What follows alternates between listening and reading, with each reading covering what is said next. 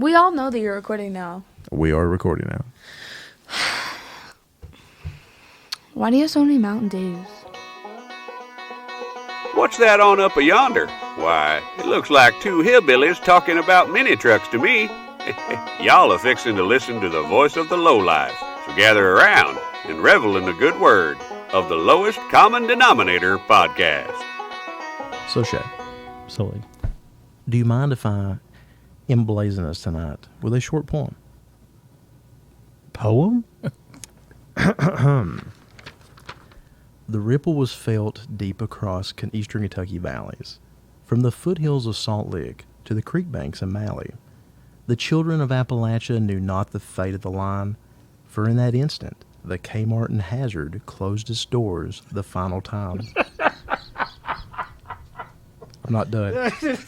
The handles were chained, the windows black out, the clock hands stuck at one. The once mighty Perry County Kmart learned Chapter 11 spared none.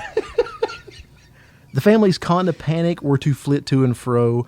For our Halloween costumes, where are we meant to go? Skinny Billy wanted to be the Hulk. Tommy, a scarecrow with a rake. A quite dapper way to dress for trick-or-treat at Carfork Lake. Susie was to be a zombie cheerleader with her ponytail pinned high. Travis Shane wanted to be Sub-Zero, his Mortal Kombat with the night sky. With no source of cheap costumes, ruination of Halloween was close at hand, until a kind voice spoke from behind the crowd, "Children, follow me to the promised land." The throng turned and admired the gentle lady dressed in a stately blue vest. The wisdom of her age twinkled in her eyes. "How may I help you?" across her chest. With the promise of a blue light special, a ghostly relic of the past, the exodus commenced one by one from the first family to the last. They trudged down Combs Road, scaled Hospital Hill onto the corridor of Highway 15. With the apex of view, the haze of blue was a sight only befitting of a dream. The oft-spoken promise, save money, live better, made the promenade feel quite alive. Even if no one dared to question, why did they not just think to drive? The aisles were stocked for All Hallows Eve, costumes of all styles and colors at hand. A princess, a NASCAR driver, the Hamburglar, an ambiguous Spider-Man. As the register beeped, the cards were swiped, some were asked just what they had seen. Their only reply, "'Twas the night Hazard Walmart saved Halloween." I love that. I love that. Who wrote that? I wrote that. Did you write that? Yeah. That was extremely good. That was extremely good. Therefore, I must destroy. I wrote that in the shower. I come up with this, and I got out of the shower, and I immediately. You were in the down. shower for a long fucking time. I spent a long time in the shower. Okay. I know. One time, you say that you was in the shower, but we both know you were playing Angry Birds for 2.5 hours. Straight from the hills, hollers of Eastern Kentucky, we're fresher than a dozen eggs from a one-legged brown hen. We put the cult in miniature and culture. We're your hashtag voice of the lowlife. I'm LMC, and this is my co-host Shay Mullen. Oh. And we're bringing you another episode of the Lowest Common Denominator podcast. So you don't think I could write random poetry in the shower? I didn't think you put down your cell phone long enough to do that. Well, I wrote it on my cell phone. I put it on. That makes a lot more sense, actually. Hold on. Allow me to dip my quill in the pokeberry ink. If anybody was going to have a quill, it would be you. As I unroll and you would my tell papyrus. me how pretty it is. And you know what? When I worked at Lowe's, I actually had a lady pull out a quill and sign her check with one once. I'm not joking with you. She had beautiful handwriting. Was it in cuneiform? I don't even know what that is. Okay, I have no idea. Well, then that's a perfect time for me to introduce our special guest for tonight, because he is somebody that would likely know exactly what is cuneiform. It's an ancient writing form. Like if you could do Old Testament studies, you would have studied that. And they have all these like little tablets. They're usually like based on economics, and you think you discovered some kind of other flood narrative, and it's like actually Billy Ray just bought something for $2.50, and that is something else. Yes. I did not know that was a problem. So was that Babylonian? Where was cuneiform actually? What's the etymology of it? I'm not sure. Actually, I think it would be greater or older Assyrian? than that. I'm thinking like it's Assyrian. Okay. Yeah, I think that would be like the what do you call it? The Epic of Gilgamesh, I think, would have been written. Oh gosh, absolutely. Yeah, yeah. I think so. Which is fascinating all in and of itself. You know, my studies of Mesopotamia are so far behind me. The entire Fertile Crescent concept is just a fleeting memory, much like the Hazard Kmart of frozen. I thought you were going to bring up Big Lots next. So that was the same fate the Big Lots suffered too. I read that to my mommy, and she stared at me for a second. She said, why didn't you mention Letcher County? So joy. That's it. I just wrote a 2-page epic about the exodus from Hazard Kmart. Now I realized our guest here, and I actually scaled that one back because I completely had that literally copy an exodus, complete with the Walmart greeter raising her hand in the North Fork of the Kentucky River, the water spreading, subsiding. And I said, you know, I might want to scale back in that a little bit. I need to change that. I thought you were going to Goodwill when you said the blue vest. I was like, it's got to be the Goodwill. But anyways, I guess. Well, the how may I help you would be misspelled. It'd be iron on and the letters would be falling off. I give Goodwill stuff every year, but I give them that nobody ever wants. And they're going to sell it for $9. They are, and someone's going to pay for it. But you know what it is? It's trash to me, and the trash guy would take it.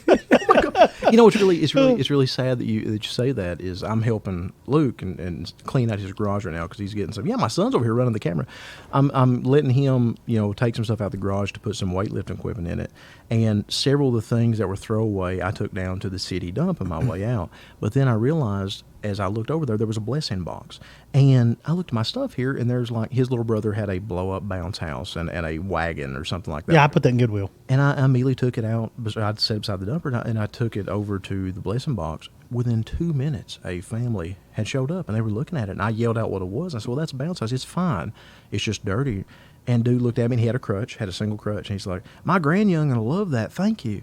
And, man, that That's awesome. That's great. Just floored the heck out of me because I had it in the dump. I had it in the dumpster where it would have done nobody any good, and I just happened to see that. It breaks my heart to see the blessing boxes. And we don't have those in Pressburg. I hate to see them mistreated. We don't have them. We really don't. Think about it. When's the last time you seen one? In Preston? Oh, there is one. Where? In front of the Presbyterian Church, right by Dairy Cheer. There is one there. Yep. You're right. It's very small, but it's there. Yep.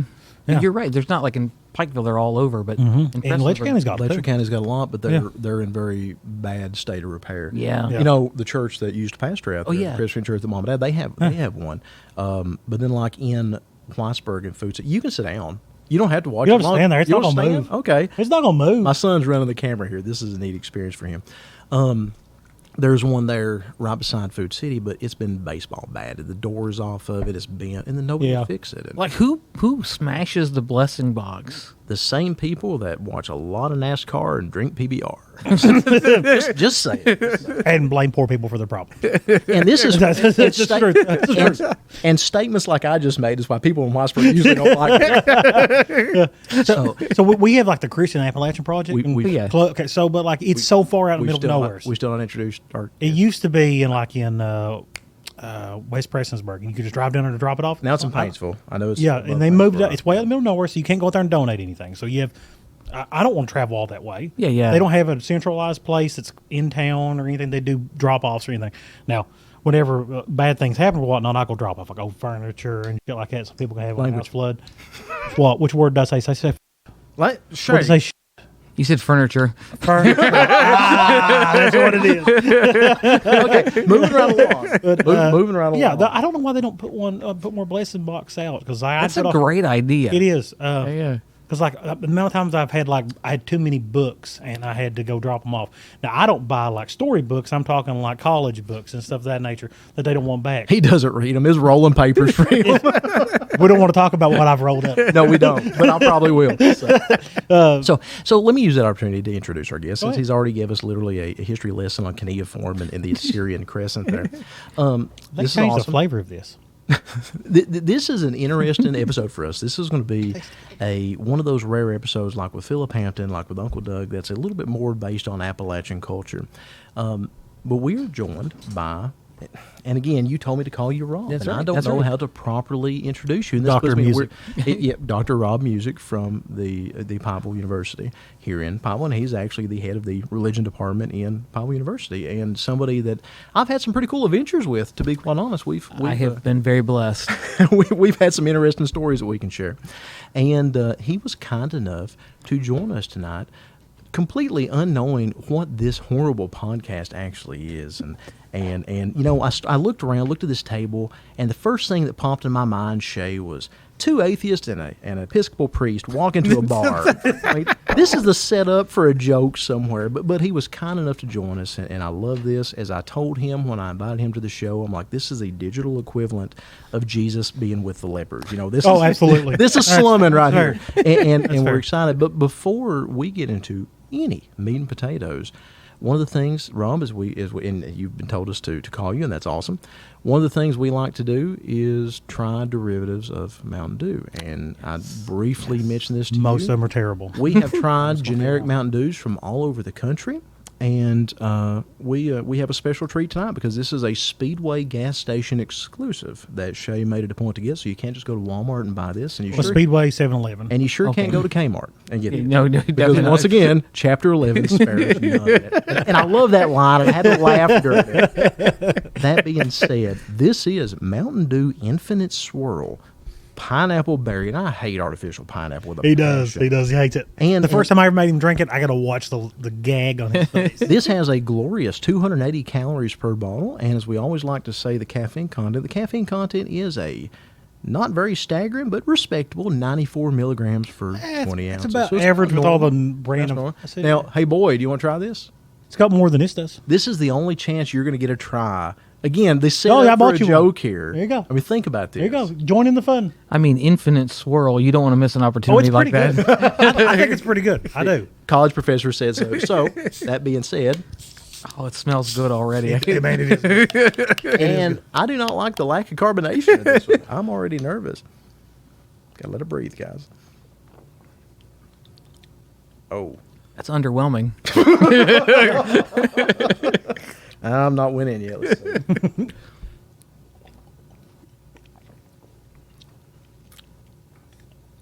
So, like, if Sam's Club had a store brand of cotton candy and it was liquefied, that's what I think. Oh, I know why it's not very good. Look at the fucking date on Language. October, what year? it. Today it expires. Okay, so okay. That's why there's lack of carbonation in it. All right, mine's October 27th, so I've got one Mine's whopping day, and I think. What was yours? 27th, Nope, that's yeah. today. That's today. The Gregorian calendar confuses me. Okay? But this is a fresh infinite swirl. Come on, Luke. Have you go at it. Have you go at it. And you're gonna- he just failed his peer pressure exam. All right, hold on, kid. Yeah, I'm gonna film you back. Go ahead. Yeah, by all means. Drink it. Go ahead. Drink Go on, it, boy. Drink it. Yep. He's never had a soda. Keep that in mind. Oh, if- really? Yeah. Prepare for a life of addiction. It's all over. I remember when. No, it's like, no, that's nasty. Nasty. And I don't think he's gonna have any more. So Yeah, I that's think- it. Good job, Good boy. job, good job. Never tried drugs in school. There's yeah, that's really underwhelming. The last one I had way more carbonation than this. It is underwhelming. It's a lead balloon. It's just kind of meh. I think the lack of carbonation, where it apparently, I bought these right out of Speedway down there. Yeah, I thought maybe it would be like a little bit more pineapple-y, but it's. Well, Yeah, I don't taste any pineapple at all, Yeah. and I'm super sensitive. I don't to taste much of artificial anything. pineapple. The first time I had it, it just came out. Did you ever think, with all of your scholastic expertise, this is what you would be doing on a Monday night? Yeah, But you know, I'm a huge fan. One of the things I love Speedway, so I'll take any. And I love their 50-cent table. So I've eaten all kinds of random stuff because it comes out of the 50-cent table at Yeah. Speedway. So like, this is just part of my MO. Wait, Thank time you. out. Speedway has a 50-cent. Yeah, I They know. sure What- do what in is the it? middle. That's horrifying. And is it's like What is it? It'd be like pineapple flavored sunflower seeds, and like Nondescript egg, just egg. You don't even want animal egg, just egg. What was the weirdest thing you ate of that 50 cents? I'm curious what this was. I mean, I think there was some there was like pizza flavored Chex Mix, which wasn't too bad. I've had it. Yeah. It's weird because it's kind of got that tomato taste. You know, Yeah. it's sweet of the Texas. Yeah. It's like a bugle that tastes like pizza. You're like, I don't know No, about I that. don't know. It's not bad, but it's not something you'd buy again. Yeah. Yeah. I bought that. Actually, might have been from a Speedway, but I want to say it was from Dollar General.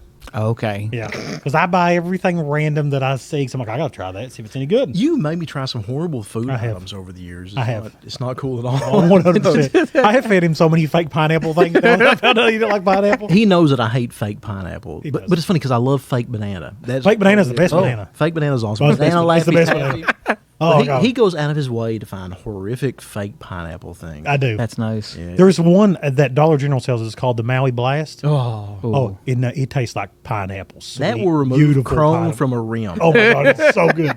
It's so good. If you like artificial pineapple, it's the best. That one. makes my teeth hurt. You drank it and you hated it.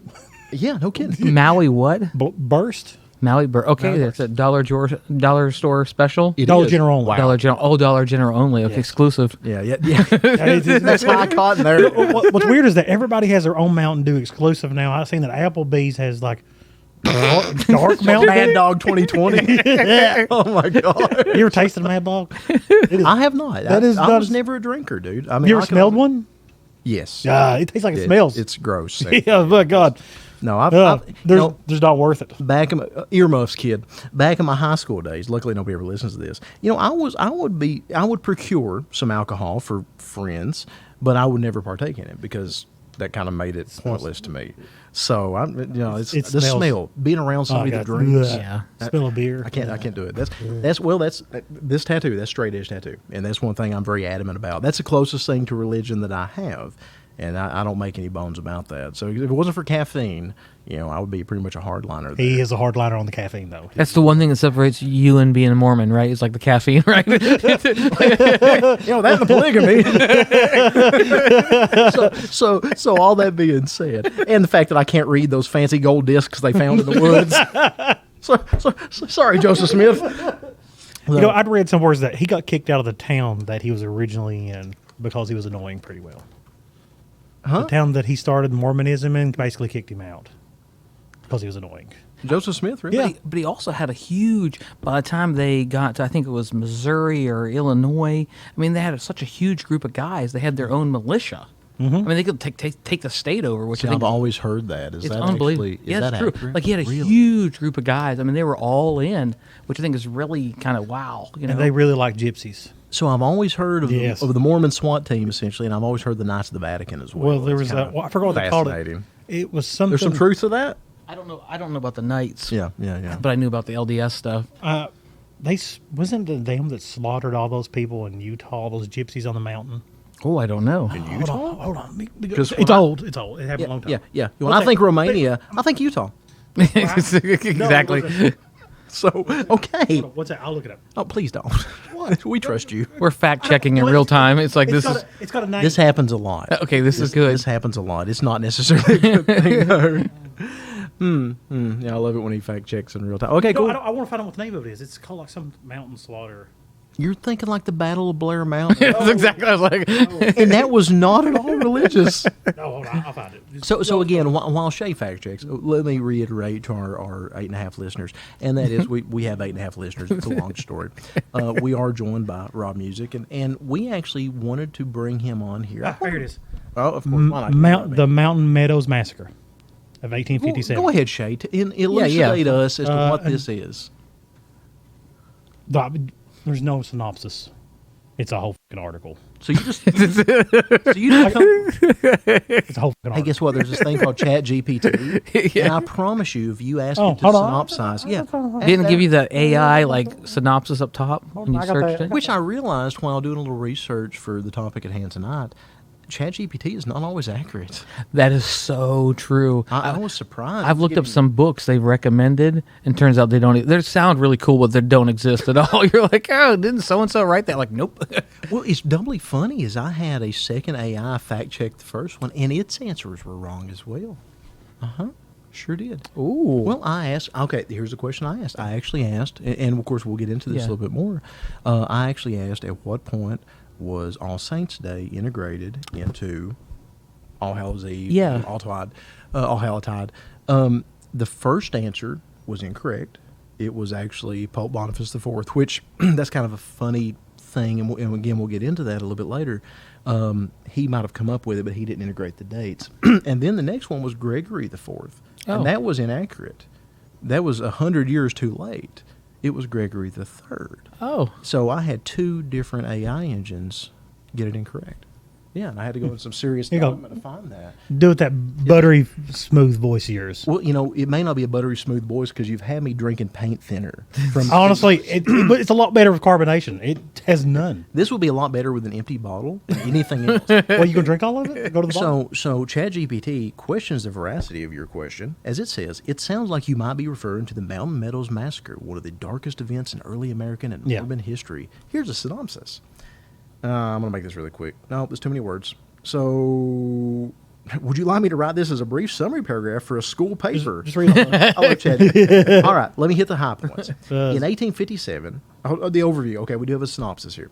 Yeah. The Mountain Meadows Massacre was the tragic killing of approximately 120 immigrants, men, women, and children, who were part of the Baker Fancher wagon train traveling from Arkansas to California. The massacre was carried out by a group of Mormon militiamen from the local Iron County militia with the help of some Paiute Native Americans.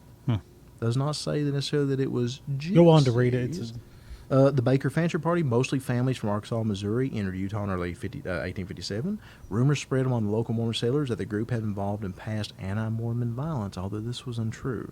A Mormon militia surrounded the immigrants' camp at Mountain Meadows, initially disguising themselves as Native Americans. Ugh. After several days of siege, the immigrants were lured into the surrender under a false promise of safe passage. Once disarmed and separated by gender, the militia killed nearly all of them, men, women, and children. Yep. Only about 17 children under age 7 were spared as they were considered too young to remember. Wow. Yeah, you know about that. I remember it being in my history book, and there was a piece of Wow. art. That's how I remember it, of the Mountain Meadow Massacre. That is fascinating. Shay, Wow. you one up me. I've never heard of this. Isn't it yeah, really? that's brand new. I've never Really? heard that either. Yeah, no. Yeah. Wow, that is bizarre. That's usually not on like the flyer or like the welcome to. It's like So when people bring Utah up to me, that's the first thing I think of. Is where they slaughter people. Yeah. yeah. And then Conrad Hilton went on to start a very successful hotel chain. Hilton is Mormon. No. Am I wrong? No, It's I- Marriott's Mormon chain. I think it's Marriott. I think it is. Because you actually, in every drawer, because I always look, I always see they have a Bible there. Every hotel I go to, every single one. And it's just one of those weird habits. Dad and I both do it. But Hilton usually does, but it's just the Gideon's Bible. And then the Marriotts actually have the Book of Mormon, as well as the Gideon's Bible. That's fascinating. It really Well, is. I did not it know really that. is. Yeah, look next time you're there. And aren't they also like? There's some tea company. I think it's a Mormon tea company, if I remember correctly. I know you're like, but I just thought they couldn't have like caffeine, but I think they can have tea. I have to look that up, but I think there's some. Okay, I don't know if it's Lipton or somebody's. It's an LDS. That is interesting, too. I didn't know that. I think so. I could have. Oh, that's super cool, actually. No, I'll have to look that one up as well. Of course, again, real-time fact-checking here. He would be great for a debate because of this right here. Who needs AI when we have Shay? So, I'm trying to find the artwork. I just you're 22 minutes in. Are Oh, you, hey, you look at cool? that. You I'm very got good. Let's do it. Keep going. Keep This is great. going. Good deal. Yeah. Good deal. So, I was telling him that we kind of have just a normal sitting on the tailgate type flow, and we don't ever get bored. We don't ever necessarily get bored. We try and condense the episodes sometimes, but they get pretty long. So, all that being said, the reason are you going to interrupt me before I introduce what we're I'll just show actually you doing? artwork. That's what I remember. Wow. Yeah. It was in our history book. Oh, really? In your history books, did they have algebra then? Was When I went to school, pre-algebra? yes, I was very good at algebra. But your grandma had no idea what it was. She has no idea to this day. Math is not her thing. It's definitely not her Well, thing. of at all. course it couldn't be because it didn't exist. In her. Yeah, 'cause she wasn't really taught it. I've told you this 1,000 times. Why is it so hard for you to believe? So, But I tell you what, she will talk you into buying her whatever she wants because she's a 4'11" sweet old lady. Yeah, 100%. You think that you're doing this sweet old lady such a favor? Nah, she knows what she's doing. She's getting free air conditioner out of you. jeez. That's my grandma. You're lucky. You're lucky to have her still, dude. That's one thing I would give anything to have back. So I had. Oh, my grandma's a treasure. Yeah, I had a wonderful. grandma. Whenever I say horrible things, she giggles in the background. Yeah, 100%. Outstanding. She does it. When I say them dark humor things that you laugh at, she laughs at them. When I say horrible things, my parents just look the other way, and they My parents do. My parents like, but my grandma laughs. So my mom always tells me when I say something that she doesn't want to hear. I consider myself to be bluntly honest, and for better or for worse, if That's you true. speak to me, I will do my best to give you my honest to goodness opinion. whether you want to hear it or not. And Mom always says, "Lee Michael, you have to be nice." I'm like, "Mom, you raised me to be honest. You can't have both." Pick one. And she's like, "Well, sometimes you don't need to be so honest." Fair enough. You're a mommy, not your mommy would lie to somebody to be nice. I can see that actually. No, I think she, no, she would change the topic. Oh, there you go. She would discreetly move away from it That's fair. and feign ignorance when it may be something she really knows about. So yeah, I would totally see her do it. that 100%. That makes sense. No, but I don't see her ever lying, even to spare somebody's yeah, I feelings. can't see it. Yeah, no, it's not her. It's not her. So all that being said, and of course Rob's met Mom too, and he kind of knows that she's a very sweet lady. Yes, very sweet. Excellent breakfast. and wonderful. Have you ever ate her cooking? I don't. Well, maybe at the carry. Maybe yeah, the But- potlucks and yeah. stuff. Maybe Yeah. okay. I didn't think about that. Carry-ins. I've never heard that as a term. That is a new one to me.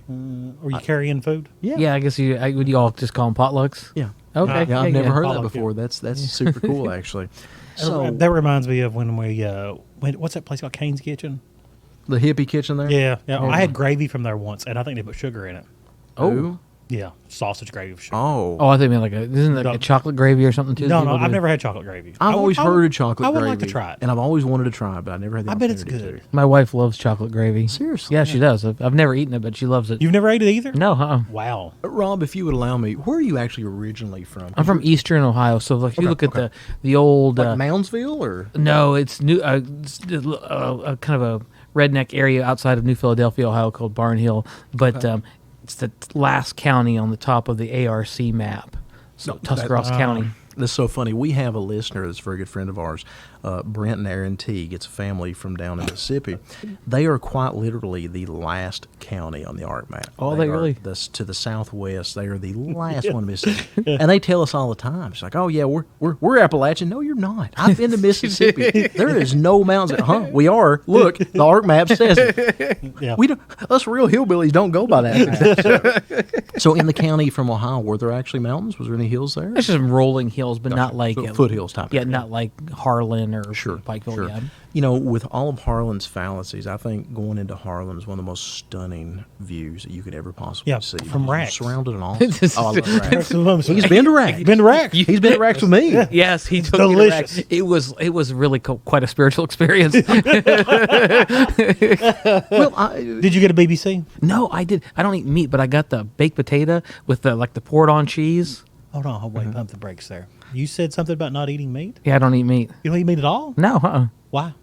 A long time ago, probably almost 20 years ago now, I'd read a book, and it was just very challenging about like the meat producing and Understand. rich Christians. And then I was moving to India, and I'd read about all the things Christians had done to like Hindu converts and Muslim converts, and I just thought, They man, force fed them bacon? yeah, like this is the sign you're gonna love Jesus. Have this baconator, you know? Seriously? And- Oh yeah, oh Yeah. yeah. wow. That's how they try to convert them. Yeah, the With the first thing, flavor of bacon, which I mean, would bacon work. is a- Which would work on me. so like 100%. if you were a Muslim convert, right, the first thing you would have to do would be eat pork as the sign, and then if you were a Hindu convert, they would make you eat beef. Both That'd are prove delicious. you were real, right? And I just think like that's so revolting. So I was like, I just can't do that. It was actually really interesting because it created all kinds of conversations and with people, and they're like, I can't believe you're from America and you don't eat meat. I'm Well, like, "No." forgive me. I took you to the worst possible restaurant, and I did not know that. Oh no, but I'm see, so my sorry. mom when I was growing up, she worked at Rax. Seriously? Oh, you Okay. did. So, like, literally, when I think of Christmas, it's the Rax roast beef. Like, I'm like, oh, it reminds me of Christmas. Like, literally, like, wow, okay. so it was really. I told as soon as I went home, I was like, Mom, you've got to. way. Yeah, like literally, I went to Rax. I was like, had like that strange eyed, like I had like a religious experience. I'm like, oh, the light came out. Oh, it was a pilgrimage trip anyway. So I thought that had to happen. So let's just touch on this a little more. So you Let's know, not. you're Let's- never tempted. You're never tempted by the power of bacon. bacon. No, actually, ugh. Okay, what about That's ham? cool. That's interesting. Ham? No. Yeah, like Christmas ham. The only thing that really like I have missed and it's so weird is salmon. That is a random one to You know, choose. there's a lot of is it pescatarian? Yeah, pescatarian is the fish, yeah, So yeah. do you consider that? I guess is that's not within your wheelhouse? No, I'm not a pescatarian, but it's cool. But It's a cool Yeah, word. yeah, I like saying the word. Actually, I like the way it feels. people are rolled like, off my no, tongue I'm not a there, so- pescatarian. So you're not tempted Presbyterian. by a cheeseburger. Now, on the Do you other eat fake spectrum, ones? Do you eat what? Fake burgers. Oh yeah, like the Impossible Whopper, Yeah. Burger King. Yeah, totally. No, 10 out of 10. So like, but you're not a vegan. You're No, I don't have that kind of cheese- commitment. Okay, cool. Yeah, I yeah, got yeah. you. I don't know. I couldn't the do- world couldn't go without cheese. I've often Cheese goes on everything. I've often said that I'm one bad steak away from being a vegetarian, but there's no way I could ever remove cheese and eggs from my cheese- diet. I don't know how people do that. I don't either. How do you get protein? How do you? I just You don't. Your body rots away. You see what those people look like. I see some of the YouTube channels like Vegan Fit. I'm like, dude, you're 128 pounds. No, you're not. I seen one influencer that only ate fruit. She died. She died from it. She literally died from it. Reverse scurvy. From malnutrition. Because all she was eating. Yes, I was reading the thing about it. I was like, wow, that's not what I pictured to happen. Someone give her a piece of American cheese with just solid fat, and it's beautiful. It is beautiful. There's nothing like American cheese. But see, remember, I'm not a big bacon fan. No, I know. Bacon Or pork doesn't- in general. I don't eat sandwiches with bacon on it, and I will eat. Do you eat ham? Have I ever seen you eat ham? The kid likes ham, and because of that, I'll occasionally steal some of his. Okay, hold on. But- do you eat Christmas ham or chopped ham? What are we talking about? Like cheap deli sliced ham at the best, and I'm not a fan. And you won't eat, but you won't eat like holiday ham, like a spiral. That's gross. Like, you really like Christmas ham, don't you? Oh, it's delicious. I was going to say, Shane likes food. I cook anything that was alive once. That's a fact. That's a fact. I have cooked it or would cook it. There aren't any rules on that. If it's an animal, I will eat it in most cases. Salmon is kind of gross for me. So that's why, yeah. You don't Really? like fish? Yeah, I like I like salmon. fish. I just don't like salmon because it's too fishy. Well, see, I disagree with that. I don't think salmon tastes fishy. You- I think it's that just whole a taste of unique salmon is fishy. test. I mean, when I think fishy, I think bluegill or catfish. I don't think those taste like fish. Well, what do you like, tilapia? Oh, tilapia is kind of just like the blandest fish, you know. Okay. But see, would you take tilapia and put a little garlic on that bad boy, Or malt vinegar. malt vinegar, Yeah, malt and a vinegar's little good. parsley? Mm. Yeah. And we're sitting here talking about meat, and that's butter. Yeah, awesome. Yeah. So, what do you eat? I also love the pity. Just the end as we talked about. But you do eat eggs, right? Oh, yeah, I love eggs. Yeah, yeah. Do you And that's eat- a whole controversy because some people like then think I'm not real. Is it meat or is it not? Yeah, meat? yeah, But yeah. you know what? We didn't Well, force it's- feed people those. That's true. Yeah, no one made someone eat an egg to prove they love Jesus. That's right. Yep. There is. I did I don't not think there's know any that. religion against Fascinating. eggs. I'm sure there's a subgroup in Reddit that like religiously like, Notice Luke is literally typing in right now if there's any religions. Religions against eggs. Yeah, find that. turns out like Rastafarians hate eggs. Man, I don't know how anybody hate eggs. They're Even delicious. though Buddhism is more of a philosophy, I feel, than a religion, it would not surprise me if, I don't know, just because. Believe That's a great. Yeah, I would think maybe some Hindus, some Sure, yeah. maybe Jains. Jains probably do not eat eggs. Probably. What's a Interesting. Jane? Jain is like they're into ahimsa, non-violence, non-harm. If I'm not mistaken, Janes. Janes are Janes. really good job, Luke. Yeah, way Thank to you, go. fact check kid. If I'm not mistaken, Janes are like the old man in the mountains, like the gentleman that held his arm up for 40 years, and Wow. They can. That was be a good but they're guess. Also, people who wear like a white, like the COVID mask over their face, so they don't get any gnats, and they have a little brush to make sure they don't have any kind of. They're not killing anything. Wow. Yeah, but they're really into. If you're a serious Jain, there's only like 4 million of them around, especially in India. But they have particular industries they can't be in, so they're oftentimes in like finance and things like that. So a lot of Jains are doing very well financially because of the industries they're forced into because of their nonviolent practices. They're not really going to be doing farming because you have to like till the soil and kill insects and all that. didn't ask you to be on the podcast to grill you or anything personally, but I am curious, why India? Why did you decide to study there? Because that's always fascinating. Hold on, you studied in India? I lived there for 2 You years. have 2 doctorates, right? No, I have one. I was thinking, Yeah, yeah. but you got a master's in India. Yeah, Okay. mhm. That's we had talked about that briefly, and that always fascinated me as to why you chose that. And I don't mean to ask a personal. Oh no, that's a question. great question. So I when mean, was you at in India? I was in South India. I was in a city called Chennai, about the size of Chicago. Does it have the horrible driving? Oh yes, yes. I never drove. They wouldn't let me drive because they said that I would be like a target for an accident because of like see you and they're like, oh, you got money, and then they run into you or whatever. Makes sense. I just think they didn't think I could navigate it, and they're probably absolutely 100% right. I couldn't. I've seen the videos. I've seen the There's no video. way. It's I don't. No, and, absolutely not. and it's I'd be always filled like with rage the whole time. the rules are like the biggest truck has the right of way and all the motorcycles and all that, and like it's an art. I don't have that art, so I guess I was practice watching. it. I don't know how anybody drives in that place successfully without destroying their vehicles. They skid past each other and everything. I've seen the videos of their big trucks, which are mostly balsa wood anyway, on the little tiny mountain paths and stuff, and that is fascinating. It's amazing. Have you ever isn't it? seen like the transport buses? Oh yeah, terrifying. They, stuff. they just scratch up against each other and they fight for customers and stuff. they actually hire somebody to stand on there and scream at people like a carny. Oh, well, when you do like a regular bus, when they sell like entrance, right? There's no like a seat capacity, right? It's just like whoever wants to get on. And there was one time I was coming back from school and I had gotten on the bus and I never thought about it because I was like very inexperienced traveler. So I just got at the end of the bus and all these people kept filling up and I'd see the stop I needed to be at and then I'd see the second one and the third one and all these people in there. And I didn't realize that you just kind of have to like jump off, blow yourself through them and like elbow out, just kind of get yourself there through it to get out. So I spent many miles walking back home that day. That's a tough lesson. Yeah, sure is. That's a tough lesson. There's actually a TikTok that I follow about Indian street food, and it is not good. Oh, it intrigues me so much. So How are they live?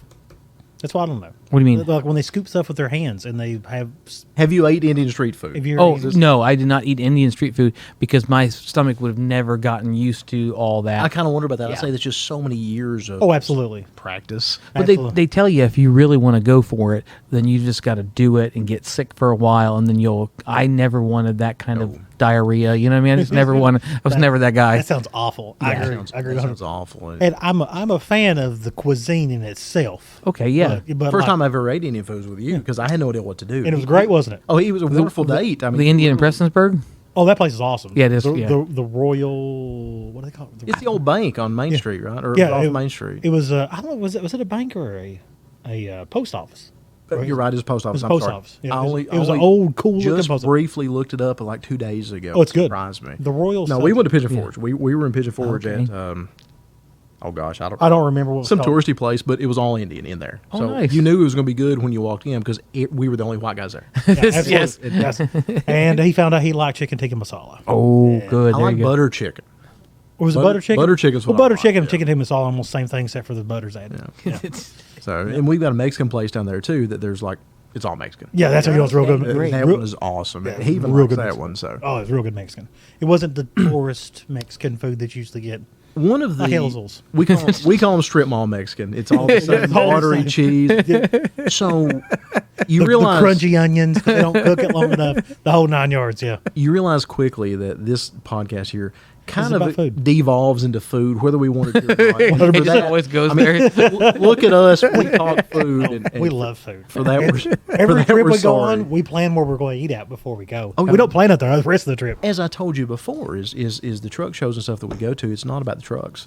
It's about the experiences. It's about the trip. I love and that. It's never the destination. It's getting there and the 100%. experiences you have. Food is a big part of it. Absolutely. Yeah. And I think that really kind of is a soul nourishment, if you will. If It you have is. a good meal, 100%. you automatically feel better about the whole trip. And, That's a and good we're, point. and we like Yeah, food. We like So, food. I had no idea that you didn't like meat. I did not picture that. That is Yeah. not, so He didn't say he didn't like it. He said he does not Well, partake he didn't in say it. he was tempted by it either. He said salmon. One. Yeah, yeah. The rest of it makes you sick to smell. Is Yeah, it just a thought of what they did? that I makes you mean, feel? I don't know. It's just like now it's like so you do something long enough, you don't think about So it. do you like black bean burgers and that kind of stuff? I do like black bean I burgers, ate those but, for a while. but I mean, I've got a really poor diet, so it's like really my cuisine is like Little Caesars. You know what I mean? Like that's the So I'm, Same. and again, I'm not trying to grill you on this, Same. but I'm internally giggling because I have been to church, carrying potlucks with him, and I've watched all these sweet little church ladies try their best to feed him all of these Eastern Kentucky delicacies, fat back and green beans, stuff like that. And and he's always been such a trooper. I was like, God, that looks great. And I'm sitting there thinking, now looking back on That's that, why he didn't eat it. That's impressive. That is very impressive to me. That I couldn't have done it. So That's does awesome. cross contamination bother you? no. I mean, He's not allergic. Yeah. It's a moral thing. I mean, there are some people who really get that way, but I never want to be that annoying person that's like, oh my gosh, I could never. I hate that guy. I hate that guy. So I'm like, no, and don't be that guy. Oh, it does. Everybody's got their things. I love it. Me and Lee, we differ on potato salad. Is one of the Oh. things. Yes. Ooh. Yeah, he doesn't like mustard. No. Oh, I'm with you. I'm not. So he's not say I love mustard in mine. I'd rather it be mostly mustard. Oh, Here's the thing: is mustard is not that gross yellow stuff to me. If you like mustard, it's Dusseldorf mustard, it's stone ground mustard, it's dark German mustard. It's not Heinz yeller mustard. Do you want me to put powdered Y'all like mustard? some yeller mustard and hot dogs? I will make you some potato salad with powdered mustard. I don't want you to make me any potato salad because your potato salad will be wrong. I will put the mustard in it that you wanted. I do not believe in the potato salad that you believe in. Your dirty liberal potato salad. Socialist potato salad. But he also doesn't like when you use grease that has like leftover meat in it, or his eggs. oh, there you go. That's yeah. disgusting. He doesn't like Because it then either. the eggs are black. I love Yeah, that. that's- yeah. I love it. Love it. Gross. 100%. man. No, you do multiple pans for these No, things. you use the same pan to make everything: your pancakes, your eggs, and your bacon. Oh, You can oh. make eggs and French toast in the same pan. That's it. no, you Okay. put all of it in See? the same pan. Yeah. All of it. No, and Yeah. this kid grills his own stuff. Will you eat eggs if they've been fried in the same grease as the sausage? He don't really like eggs. You don't like eggs? Well, there you go. Never mind. Yeah. So he's a fried Really? bologna kid. You don't like eggs? Oh, Or as some people say, a hot dog pancake. That's what it is, a hot dog pancake. It's not wrong. Oh, you It's never, not wrong. you never thought about that before? It's a hot dog pancake. It's a hot dog dude. pancake. I love me some bologna. That's Moving right along You ever on had the, on the bologna food gravy? podcast here. You ever had bologna gravy? Okay, now you're just making stuff up. No, I swear to That God. does not exist. I don't No, think it that's does. real. It does not. You use the grease from You the like bologna squirrel fry. chitlins and bologna gravy? Gross. Have you ever had ham gravy? I know I do not like ham gravy. It's disgusting. I have that. That's what. Yeah. Am I mistaken that Cracker Barrel serves that? No, Cracker Barrel's sausage, I'm pretty sure. Well, they may be. I don't know. Because I would puke on their plate. One of the that's disgusting and vile. fair enough. It's just ugh. Fair enough. So, There's nothing's gravy should not be sweet. so we didn't. Oh. We didn't ask. We didn't. You eat ask, gravy? I don't eat gravy. No. Well, you just make gravy without sausage grease. Yeah, that's called flour and water. That's a, You can burn it. that's a pone bread or a biscuit. You can burn it. That's how you get flavor. Then it's to it. liquid biscuit, and you're still like, this is less appetizing. Fair. You love gravy? Well, let me give you some wallpaper. What the hell is that? I don't know what that is right now. Hell yeah. Y'all having some good times. Ah, man. And this is what you have to look forward to in college life, son. Well, That's what happens when you drink too much Infinite Swirl. There you go. That seems like normal behavior. So anyway, I watched the videos online of them. You know they got little fans. we have a topic. Oh, really? They're little fans, and that's how they stay inflated. Oh, yeah. Okay. I think you meant like they had little people coming behind them, like No. cheering them on. Like, No. They're like little people spray in them. Oh, Hilarious. You should look them up. It's hilarious. this is why they call us the lowest common denominator. 100%. Well, that applies to all the comedy in this show. So there is no comedy. It's just our normal conversations that for some reason It's funny. people find humorous occasionally. Yeah. So we do have a topic, and since we've taken a big chunk of his time tonight, and I ran late as usual, let's kind of move towards that so we can actually get some of that in. So all that being said, if you hearken back to my opening little poem there,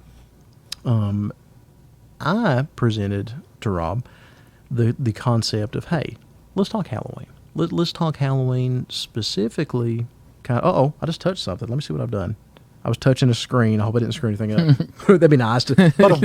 What's this not recording button mean? Oh, I did that before. He's We done were it. we were an He's done hour into an episode, a good episode, and looked down and it wasn't recording. Got it. Oh, Yeah, that Yeah. sucks. Never did recover from that one. It was a horrible episode. I'm pretty past that. sure after that was the really bland episode because all of our funny stuff's already over with. I was gonna say, yeah, you just lost all We your was energy. really sad after that. Too. So Yeah, glad. usually the first part of it, we're kind of getting the humor out of it and making fun of each other and the normal thing, and then we kind of devolve into Yeah. the topic. And at that point, we were already into the bread and butter of the episode. Yeah. And it's just you can't build back up to that. That did suck. I forgot about that. And we've shelved a couple episodes. We have what we call 3 forbidden episodes, and we have them in an archive, and we don't talk about them, and they will never be aired. But we have either at our own admission or by some of the guests that may or may not have been on it.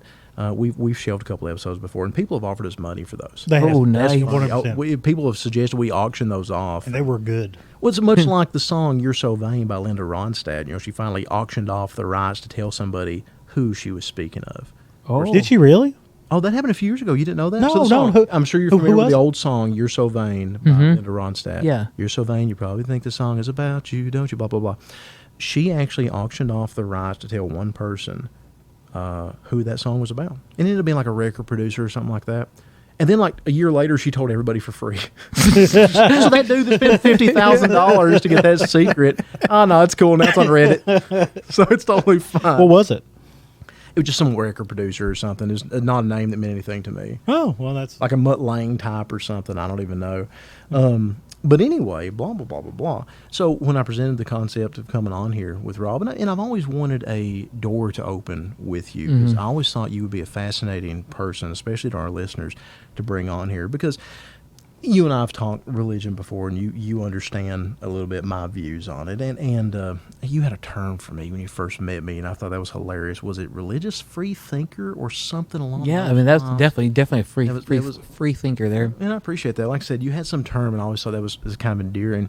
But that being said, I've always enjoyed speaking to you because you're not a judgmental person, and that's dare I say, that's very rare in the hills and hollers of Eastern Kentucky. And there are so many times that you get either and I'm not trying to typecast here, but an absolute lack of humility with church brethren, or be holier than thou, if you will. yeah.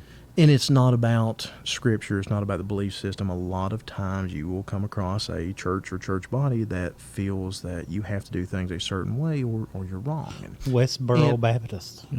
for the world, that kind of things, which is fascinating. I actually helped counter protest at a Westboro Baptist You meeting. should. That's amazing. Really? They're Never terrible. told you that? people. Well, They should be you'll- ran over you'll with a appreciate steamroller. this story.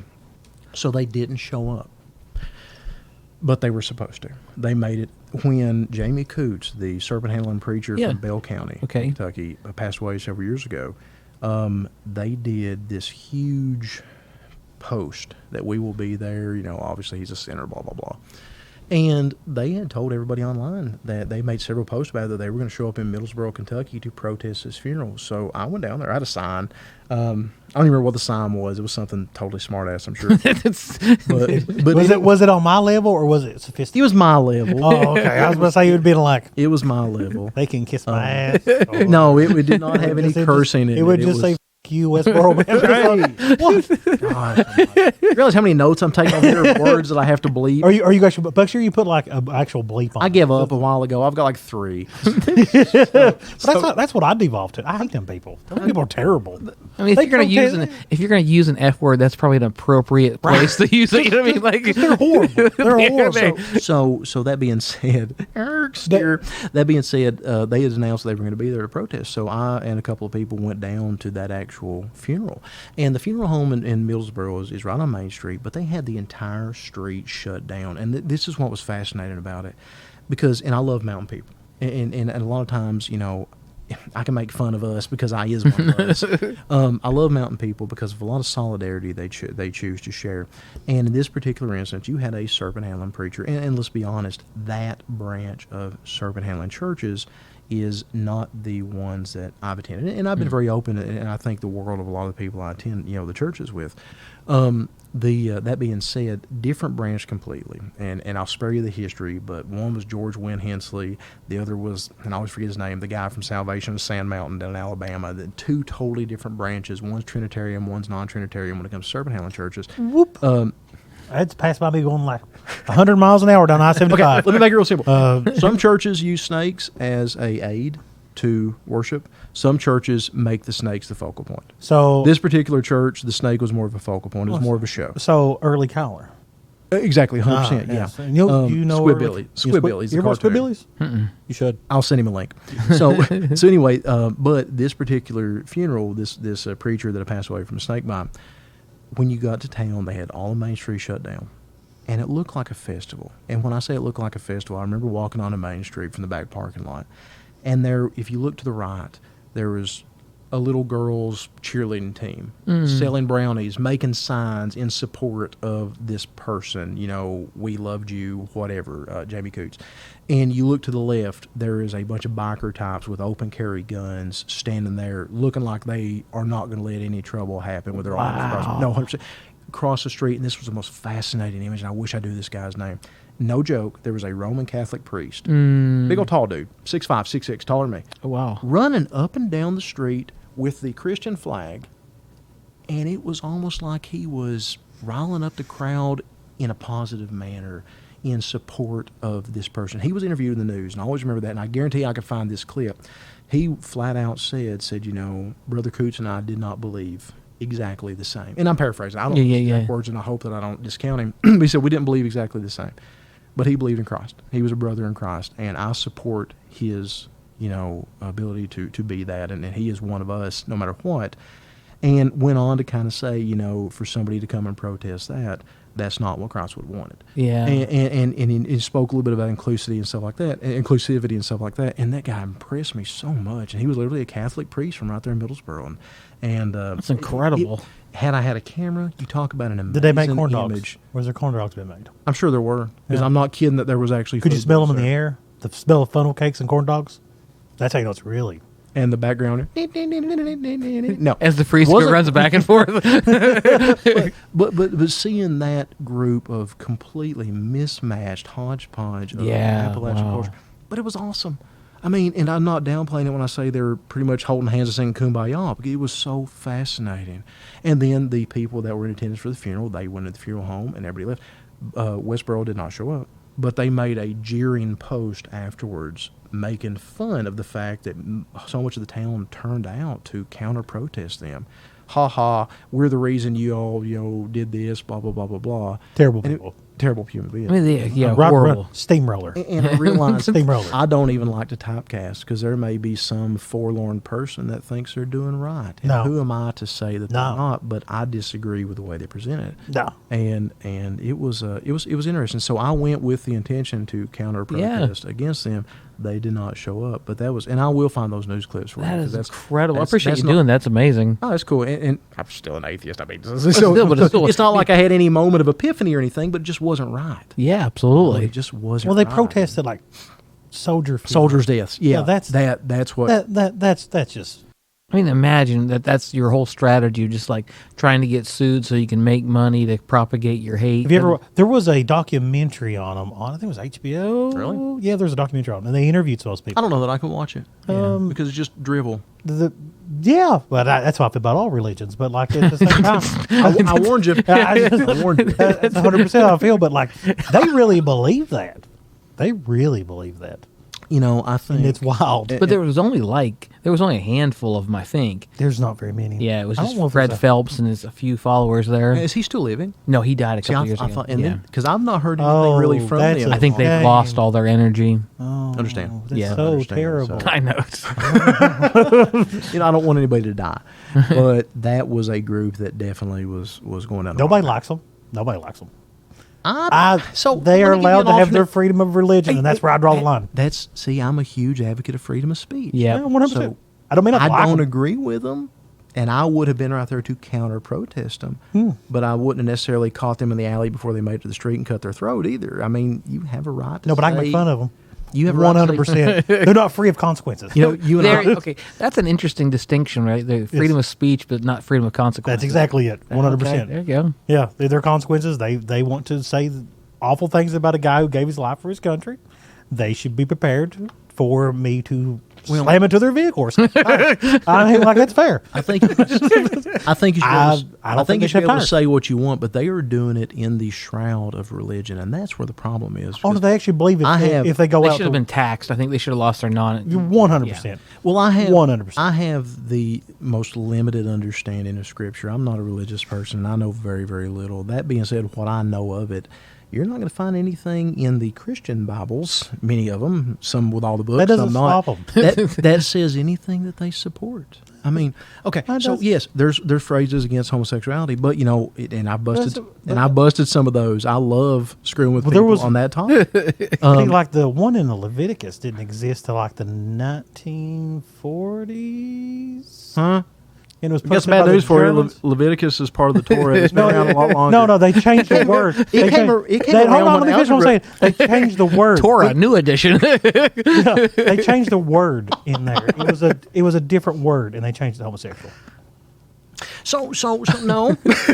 Hold on. What's that? It says man lie with man. I think that's always been there. But there is that phrasing of homosexual that became popular. Well, I'd read that the original word was meant for pedophiles against men. Well, yeah, in the New Testament, the 40-year-old guys with like the 13-year-old kid who they're like tutor of. Well, Leviticus wasn't in the New Testament, was it? No. Yeah, but the word homosexual was added there. Give me a moment. Technical difficulties. With technical difficulties?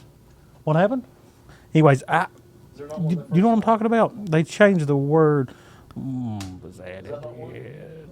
I know that there's been some change in the way they interpret the story of Sodom and Gomorrah, but I didn't know about the Leviticus one. I just seen a thing. I didn't know if it was true or not. He makes up biblical words occasionally. I said that.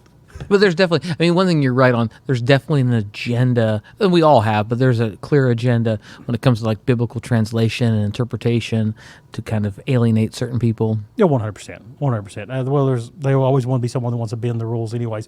I grew up in a church that didn't believe that instruments belonged in the church. Oh, yeah. But you could play them on Saturday night, right? As long as you weren't in the church building. But angels played, was it harps and trumpets? There's so many instruments. I know, dude. It doesn't make any sense to me, but they would. Everybody had to sing. That's all I thought it was. Make music with your heart unto the Lord, yes. That being said, I'm fascinated by Old Regular Baptist line, and I think it's beautiful. Oh, yeah. I love it so much. There's been several New Year's Eves that I have went down and listened to Elwood Cornet, if you know. 1946. Elwood by chance. Really? Did you? What have you just come up with? I'm telling you, I don't make this stuff up. I read it somewhere. Don't know if it's true or not because it's the internet. You never know if it's true. It's a fact, dude.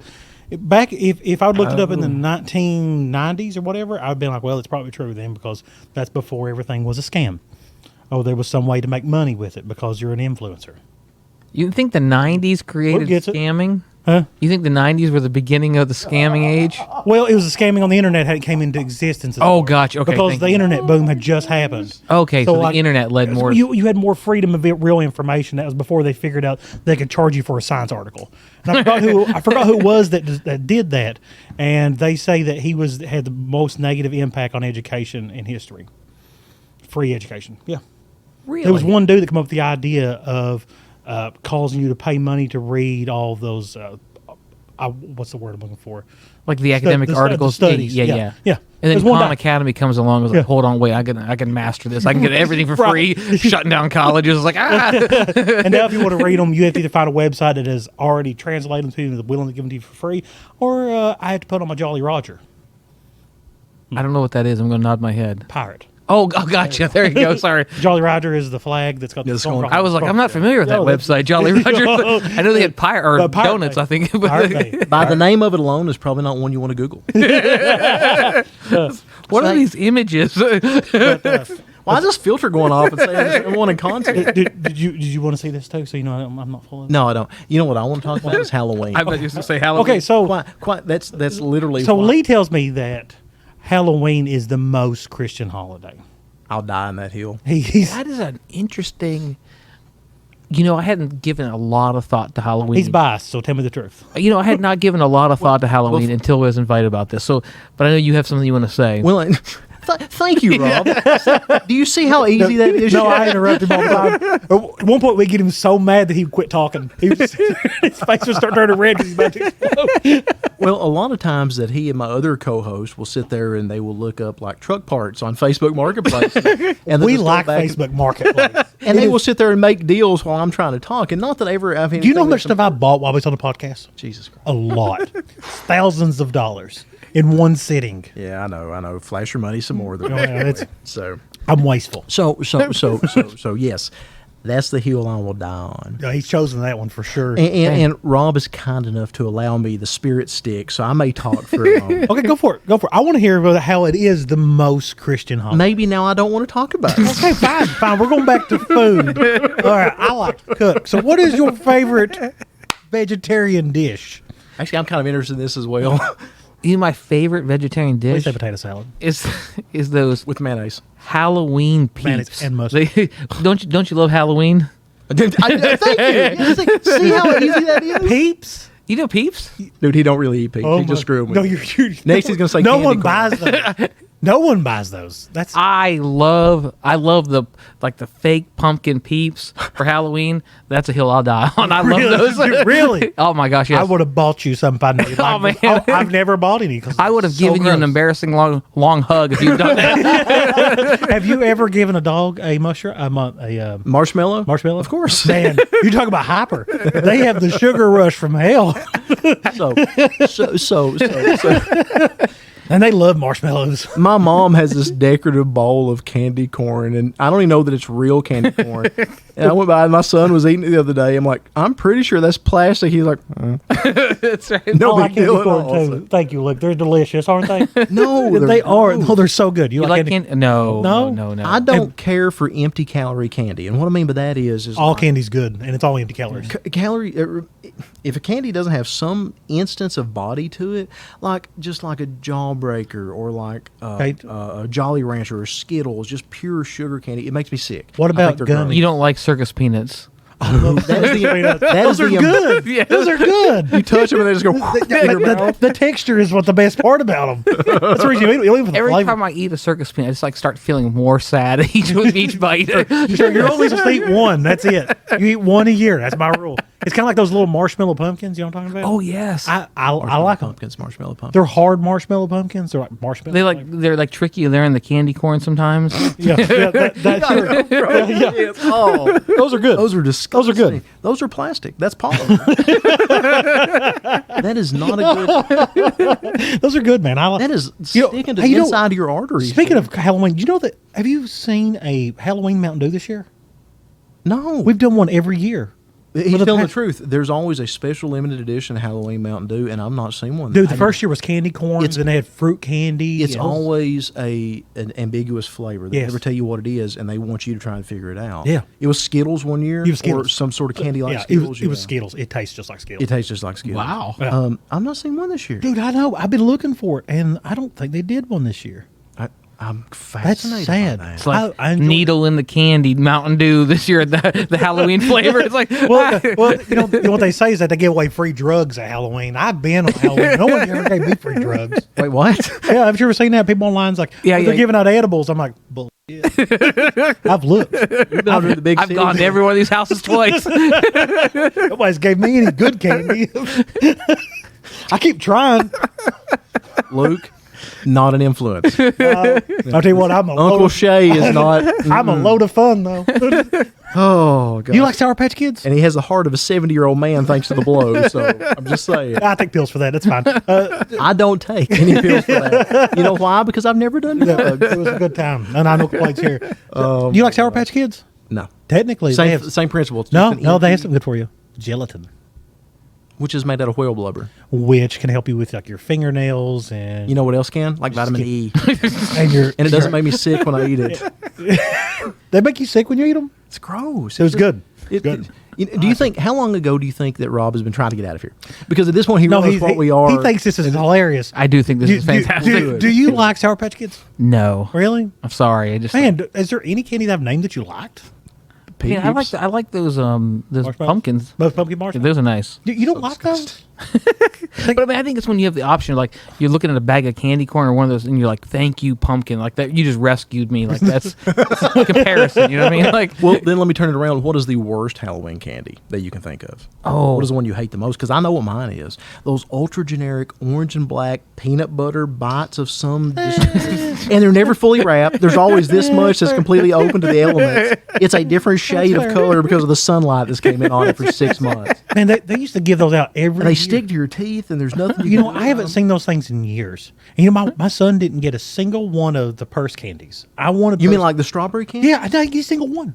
My grandma had church candy, and what Oh, that yeah. was is that she had these little gel-filled hard strawberry candies in a wrapper that made it look like a strawberry. It was red with a green top and a little stem on it. You ever had one? And she, yeah, I hear what you're saying. Like, so she Purse kept them candy. in the bottom of her purse. And when even as a young man, when she'd take me to church with her, I had lots of questions, and to the point that when she got to the point she couldn't answer them, and the people around me couldn't answer them, and then the pastor is looking at me and he's not sure that he can answer them. She's like, "Here, have candy," and she would feed me these strawberry candies because they were so gooey and hard, and you just stuck in your mouth and you couldn't talk for like 5 minutes. And that's the only way she could get me to show up. So shut up. The grandma's purse candy. That's my mom's mommy. And So she was that, great. yeah, great. he didn't get a single purse candy. I got a ton of Dum Dums. Is that Did you ever get the Yeah, this is so generic? cheap. Yeah, that's why. Did you ever get the generic Tootsie Rolls and the generic hard candy? They sold them like the Family Dollar type grab bags, and you don't even know they're just like blue. It's like a blue Tootsie Roll. Yes, and they're blue raspberry flavored. They're terrible. Who eats Tootsie Rolls? Old people, I think. Old By people. choice? Luke, do you eat Tootsie Rolls? By choice. Well, they're in the bowl with the Werther's They're Originals. disgusting. I Yes. like Werther's Originals though. They I do taste- like Werther's They Originals. taste They're very, good. very They're nice. butter- Yeah, Butterscotch. but you take heart medicine, so it makes sense. That's fair. That's fair. That's fair. But So Halloween. so That's how he gets to take We his- was talking about Halloween candy. That was something. That was close. We were close. So where did Halloween candy come into play with your Christian holiday? So, oh, now you've asked The me love a of Jesus is very sweet, just like the candy. I hear it. Oh, Sorry. there you go. He tried. question. Do you want a real answer? Oh, that's yeah, absolutely. Oh, thank you. I like that. But first, allow me to provide just a little background. No, you don't need to. I just end up the answer. You don't need to? Okay. Well, you've got a couple different ways you want to look at it. So we can go back to pre-Gaelic, or we can actually do after the assimilation of All Saints and All Souls into Samhain. So How do you want to do this? Gaelic. Uh-huh. Wouldn't it be pagan? What do you know? Hey, so let's talk a little bit. So a lot of people aren't sure of the origin of Halloween, and I'm not an expert. We are literally sitting at a table with somebody with like 9 doctorate degrees, and that's not me. You probably have much more knowledge in this area than I do. Oh, I just make it all up. And see, that's the beautiful thing.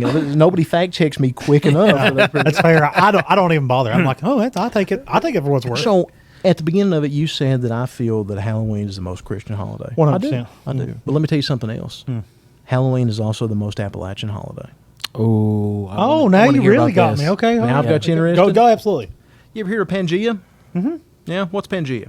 When everything was one big island, Yeah, or broke apart. One big island. So if you were to look at a map of Pangea and you were to follow what I hold near and dear to my heart, the Appalachian Mountains, if you were to follow it north, you know what you do once you get out of Maine, once you get into Canada a little bit, you know what the next thing that you would hit in Pangea is, modern day? It's Greenland. Greenland. Yeah. Yeah, the east coast of Greenland. Keep on going, you know what you hit? Is there anything? Scottish Highlands.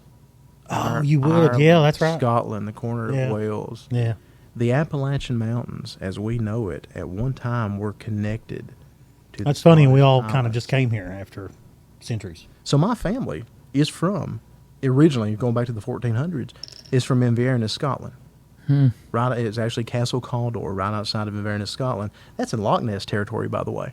But that's also the foothills of the Highlands. So even my ancestors were hillbillies. I'm quite proud of that. But at one time in Pangea, they were all connected. So if you were to go back, if you were to go back into that time period in, let's say, 2,500 years ago, it was obviously not Pangea, way after that, but in the Scottish Highlands in the Celtic days, Scotland, Ireland, Wales, in the Highlands, in the mountains, okay? Okay. Okay. They celebrated a holiday called Samhain. Now, I love it when people try and read it because I used to give Halloween trivia at car shows and stuff and tell me the original. How do you spell name. that? Samhain, and you can sure tell if people do not know what it actually means. No. When they say, you talk about Sam Hain? No. Sam Hain is the Waffle House cook. He does not change the grease when he makes his egg. But Samhain That's good. is the That's the best type of original. eggs. Samhain is the original Celtic holiday that essentially spurned Halloween. Now that being said, 2,500 years ago is when this started, okay? Okay. It was the divination between the light half of the year and the dark half of the year. And please jump in and correct me at any No, point. keep going. You're because doing great. that's- Yeah. It is the actual separation of the light half and the dark half of the year. Because remember, back then, nomadic families, farming families, the most important thing was the harvest. Because if the harvest was not successful, Oh, you get to die.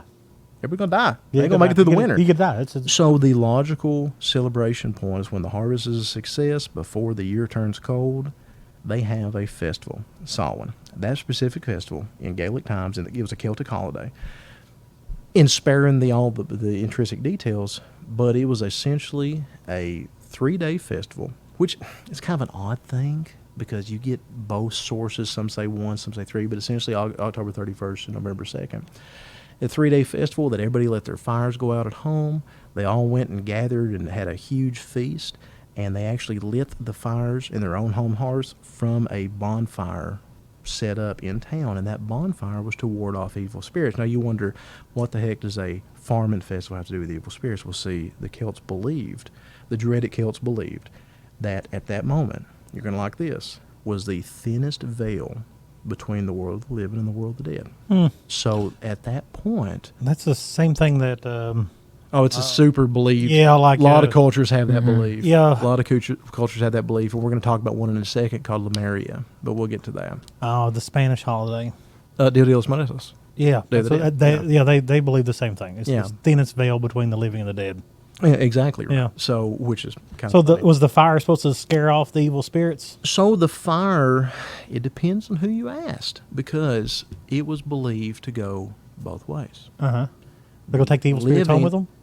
The living could walk into the world of the dead could walk into the world of the living. The fires were both a beacon to return home and to ward off evil spirits.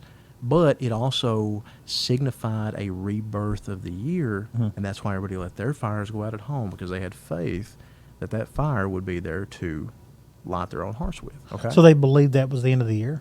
So they believed that was the end of the light half of the year, going into the dark half of the year. So you asked me the question. Candy. What was the question? Candy. Was it candy that you asked? Okay. Yeah. So let's go fast forward a little bit. I'm giving you this background to show you the natural progression, okay? Again, correct me at any point. So you had this Pope Boniface IV. Let me tell you why he was significant. In the year 609 AD, he actually did something that I find fascinating and almost a little viral. He consecrated the Greek Pantheon, the pagan temple, and made it a Christian temple. Interesting, huh? Hold on. A little bit of religious appropriation. Doesn't it have sculptures of Greek gods in it? Christian temple. So, man, Jesus looks a lot different in this one. and Pope Boniface IV did something else. He came up with another holiday. It was called All Saints Day. Yeah, I've heard that one before. Yeah? Yeah. Well, All Saints Day was May 13th. Doesn't really seem like it has much to do with Halloween. It doesn't. Yeah, but let me get there. Yeah. So let's move on a little bit more, okay? Isn't that now called like the Ides of March? No, that's when Caesar was stabbed. Is that when Caesar was stabbed? Oh, there you go. It's all the same. It's all the same. It's all the same. My son just judged you. I'm just saying. We're not. This is not the same. No, so, it's all the same, mate. So let me get It's all shit we don't celebrate anymore. You done sung me down. Let me get back on my pulpit here. All right. Okay, so, go back ahead. Go. So that being said, so all it was a terrible movie too, by the way. The Ides of March. You never watched it? No. Oh, No, I have You've no seen idea. I've never seen it. I didn't know that. No. You didn't know that was even a movie? So there you anyway, so the reason I told you about Pope Boniface IV, and I'm probably pronouncing that name wrong, and again, I expect Rob to correct me at any point. Religious appropriation. Well, there was. It's not the first time in history. Yeah, it's like kind of a specialty throughout history. I mean, every one of them's done it. It's just a matter of who did it and wrote it down. So, Right. so let's go forward a little bit more. Okay, let's go a couple of popes down the lane here. So let's go to Gregory the Third. I think third, 748 ish, or something like that. Let's say Gregory the Third. Yeah, we're okay. So let's Gregory. I'm gonna phone a friend here. So, but anyway, at that point, he also liked the religious appropriation, and he decided to take All Saints Day and move it from May 13th to November 1st. Okay? So All Saints Day had another name. It's called All Hallows Day. All right? So Why? what happens before a day? Why? An eve? What was his justification? For moving? Well, it's Yeah. really easy. This goes into To gain more followers. So there was this amazing celebration Same thing going they did on, for okay? Christmas? This amazing celebration going on called Samhain. It's been going on for a couple thousand years. Oh, so it is the same thing. And he's like, hey, here's a great idea. Instead of me coming up with a completely new holiday, let's take this holiday in May and let's go to this holiday on October 31st. And let's change the name a little bit. So, just to correct me if I'm right here. Rick, if you're right. Yeah, because like that. I but then they do the same thing with Yule. Oh, yeah, that's another topic for another That's a day. good question, yeah, they, yeah. they did the same thing. Jesus right? was likely born in April. Anyway, So when it comes to Christmas, the only things that people really celebrate is the Yule parts of it. They never realize it. The tree. Oh, and all yeah, that yeah. stuff. Okay, I That's got you. all Yeah, Yule yeah, stuff. so back to, well, now we have All Saints Day, November 1st, Mm-hmm. and we have All Hallows Eve, because All Hallows Day or All Saints Day needed an Eve. So instead of, and by the way, I skipped holiday here, instead of Samhain, the actual celebration before that, there was a Celtic holiday for the end of the harvest season. Now we have a celebration that's already going on that has bonfires, that has feasts, that has all this good stuff, kind of like All Saints Day. But now it's the eve before, almost like a Christmas Eve. So it's All Hallows Eve, All Hallows Day, All Hallows Eve becomes Halloween by the transliteration of the letters. So one other, I don't think this dude was actually a saint, or was it a pope? I think he was actually, set up as a saint later on. Oh gosh, Colony Olden of Colony. So I assume this was during the times when There was another holiday added. So there's one more holiday that makes up the All Hallowtide, Yeah. which is your 3 days. So you have one extra holiday. You have All Souls Day. Now, what is All Souls Day? Was this All their Saints attempts Day- to convert the Scottish people? By the way, yeah, absolutely. There's a large part. So this is when the I'm explaining your candy thing. I promise you I'm getting to it, okay? okay. Well, I'm just clarifying for everybody else here. This is probably right before the rebellion of the Scottish people. I like Halloween. That's pretty much where I think You tell me, man. It sounds like it because that's when they try to convert them. I never watched Braveheart.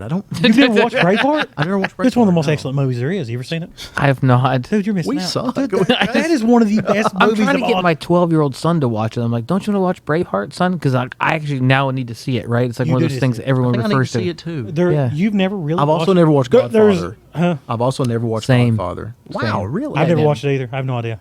Really? Yeah, Wow. I've never watched it. I'm a movie buff, and I've never watched Sounds like a movie night. Yeah, it does, it does. Sounds like But you guys need to watch it and then do a podcast on the Godfather series. it. Isn't there like 3 of those movies? though? Yeah, I think so. Yeah, but You've never watched Lord of the Rings either, though.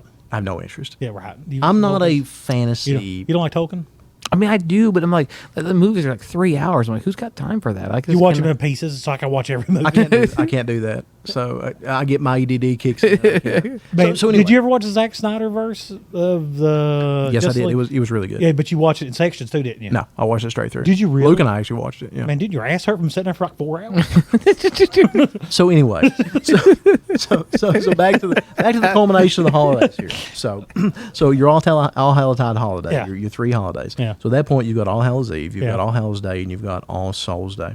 So All Saints Day was, as it sounds, a day to praise the saints. All Souls Day is a day to pray for all of those thought to be in purgatory. Okay? So, 2 things. Let me back up just a little bit. Hold on. There was a Roman holiday. Who believed in called- purgatory? Catholics. Yeah. Oh, the do Roman they- Catholic Church. They, Yeah. they believe in purgatory? Absolutely. I did Absolutely, not know that. yeah. I did not know that. Keep going. So anyway, before all this was entwined, there's one other holiday I forgot. It's called Lumeria. That's a Roman holiday, okay? One of the, it's very similar to Samhain in the fact that there was a thin veil between the world of the living and the world of the dead, blah, blah, blah. And I won't get into that one, but one of the things that they did to show reverence to the dead is they poured milk on graves, which kind of started some of your treats, okay? That was another one. Oh, I of the figured you were going to say holidays. made mushrooms that they ate. No, it's not my dad, no, and the weird mushrooms. My dad has this fascination with stupid medicinal and healthy mushrooms grown in caves. I don't Oh, know. he's got all kinds of crazy Mike hobbies. Cottle's got that's some so weird. cool. No. That's so cool. It's not. It's he like- made sorghum at one point too. Oh, My daddy's had some very interesting hobbies. Very cool. You should see the big thing they have to make. But anyway, Awesome. so All Souls Day, and this is where your candy stuff starts to come in, although there's a bunch of different venues to look at it from. So the How part- are there drugs involved in any of this? I know there had to be. Well, so do you consider euphoria a drug? Yes, absolutely. 100%. Are you getting it from something that you ate? Dude, in Lumeria, you're dancing naked around fires. That's Nah. dopamine. I'm talking about physical. I'm talking about what you consumed. Well, euphoria is not something you consume. That's a state. It's a state. But are you gaining the euphoria from the herb that you decided to chew up? or dopamine released in your brain naturally because I mean, yeah, but like, you could say you get that from racing or I don't know, playing baseball or basketball. You mean like vroom vroom yeehaw yeet yeet racing? No, I'm talking like when you actually drive your vehicle around curves.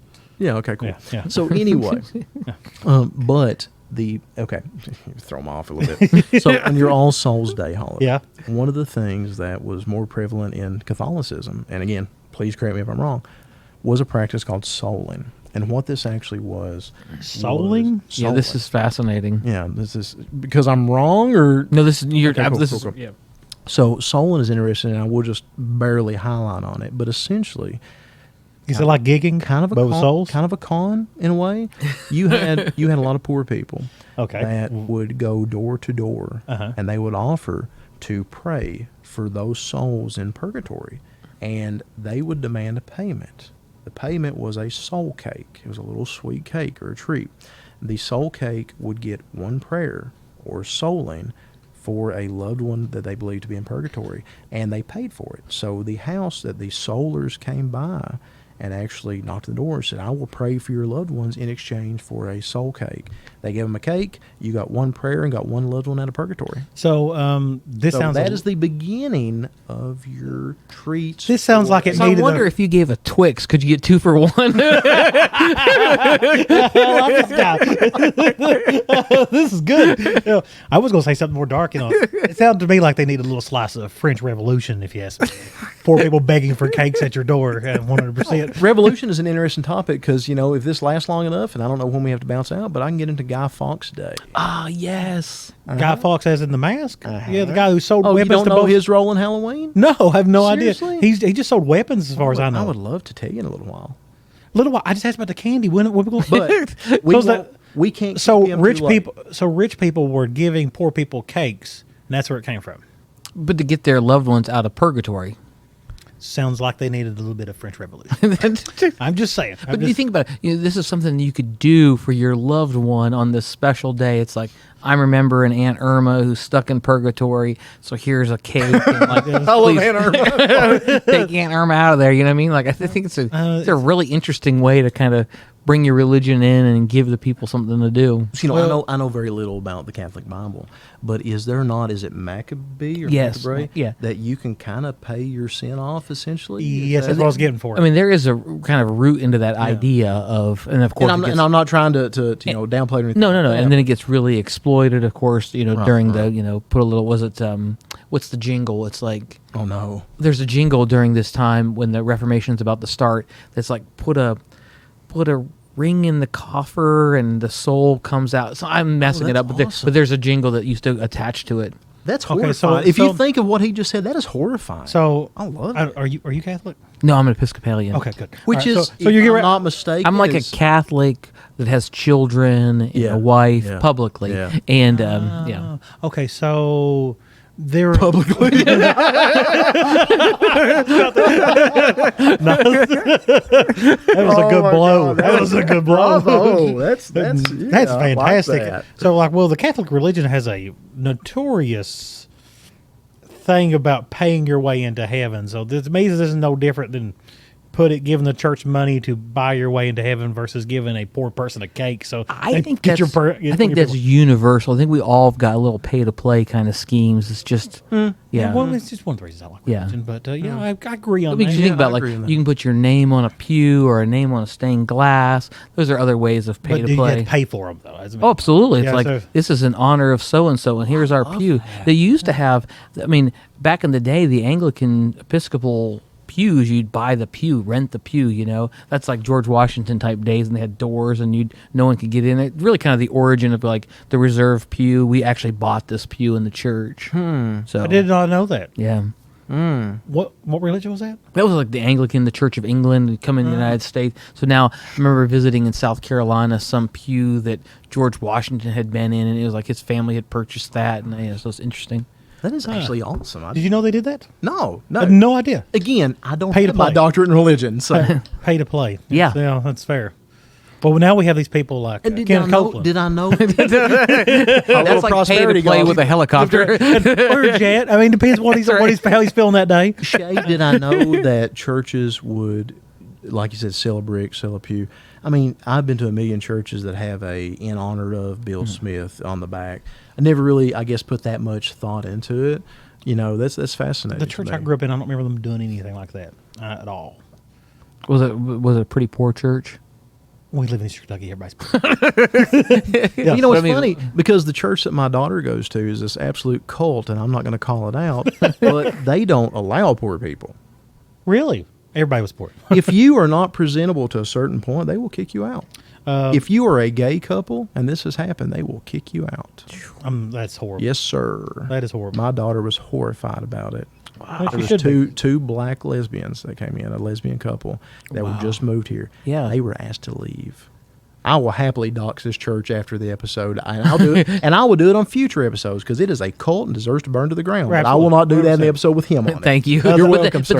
that's stunning, right? That kind of wow. My church believed that women wasn't as smart as men. And it's not the kind of church you think, by the way. It's interesting. Yeah. They actually Yeah. believe that. That women were not smart. As Oh, men. it all goes back to like the whole Eve was tricked, and therefore women are kind of less than, and all that. 100%. One of my Yeah. favorite arguments to make ever is when people say women can't preach. Well, no, that's not at all what it says. And then they love to cite 1 Corinthians, and you know I've talked about this a lot, even though Shay doesn't really like to hear me say this. Paul's letters were to a specific audience. You know, his letters were wrote to a specific town or a church, and 1 Corinthians is literally a letter wrote to the church in Corinth, which was a backsliding church. They were having orgies. They were doing idolatry. They were worshiping idols right in the church. They were selling pews. And he wrote them, was like, hey, y'all quit it. This is stupid. Stop. And one of the things he says in the letter, and again, I feel silly talking No, about keep such going. You're things doing great. with Yeah. you here. But one of the things he actually says is that in this church, women cannot speak. They have to speak through their man. People have taken that line to that specific church, and that's a hill that people die on, to use that No doubt. phrase we used a couple times, and they will fight tooth and nail. And I've actually told people, like, guys, this isn't to everybody. This is to a specific church because of their behavior in Corinth. And this, you know, it's not just unilateral. Bible says women can't preach. That's not, first of all, actually in Acts it says that they can testify in the end times, but that actually comes before this book. But you know, why would you read that one? And it's the picking and choosing that drives me absolutely crazy. So yeah, Yeah, it positions people to job security, right? Like I take half the competitions out when women can't preach. it's interesting. Yeah.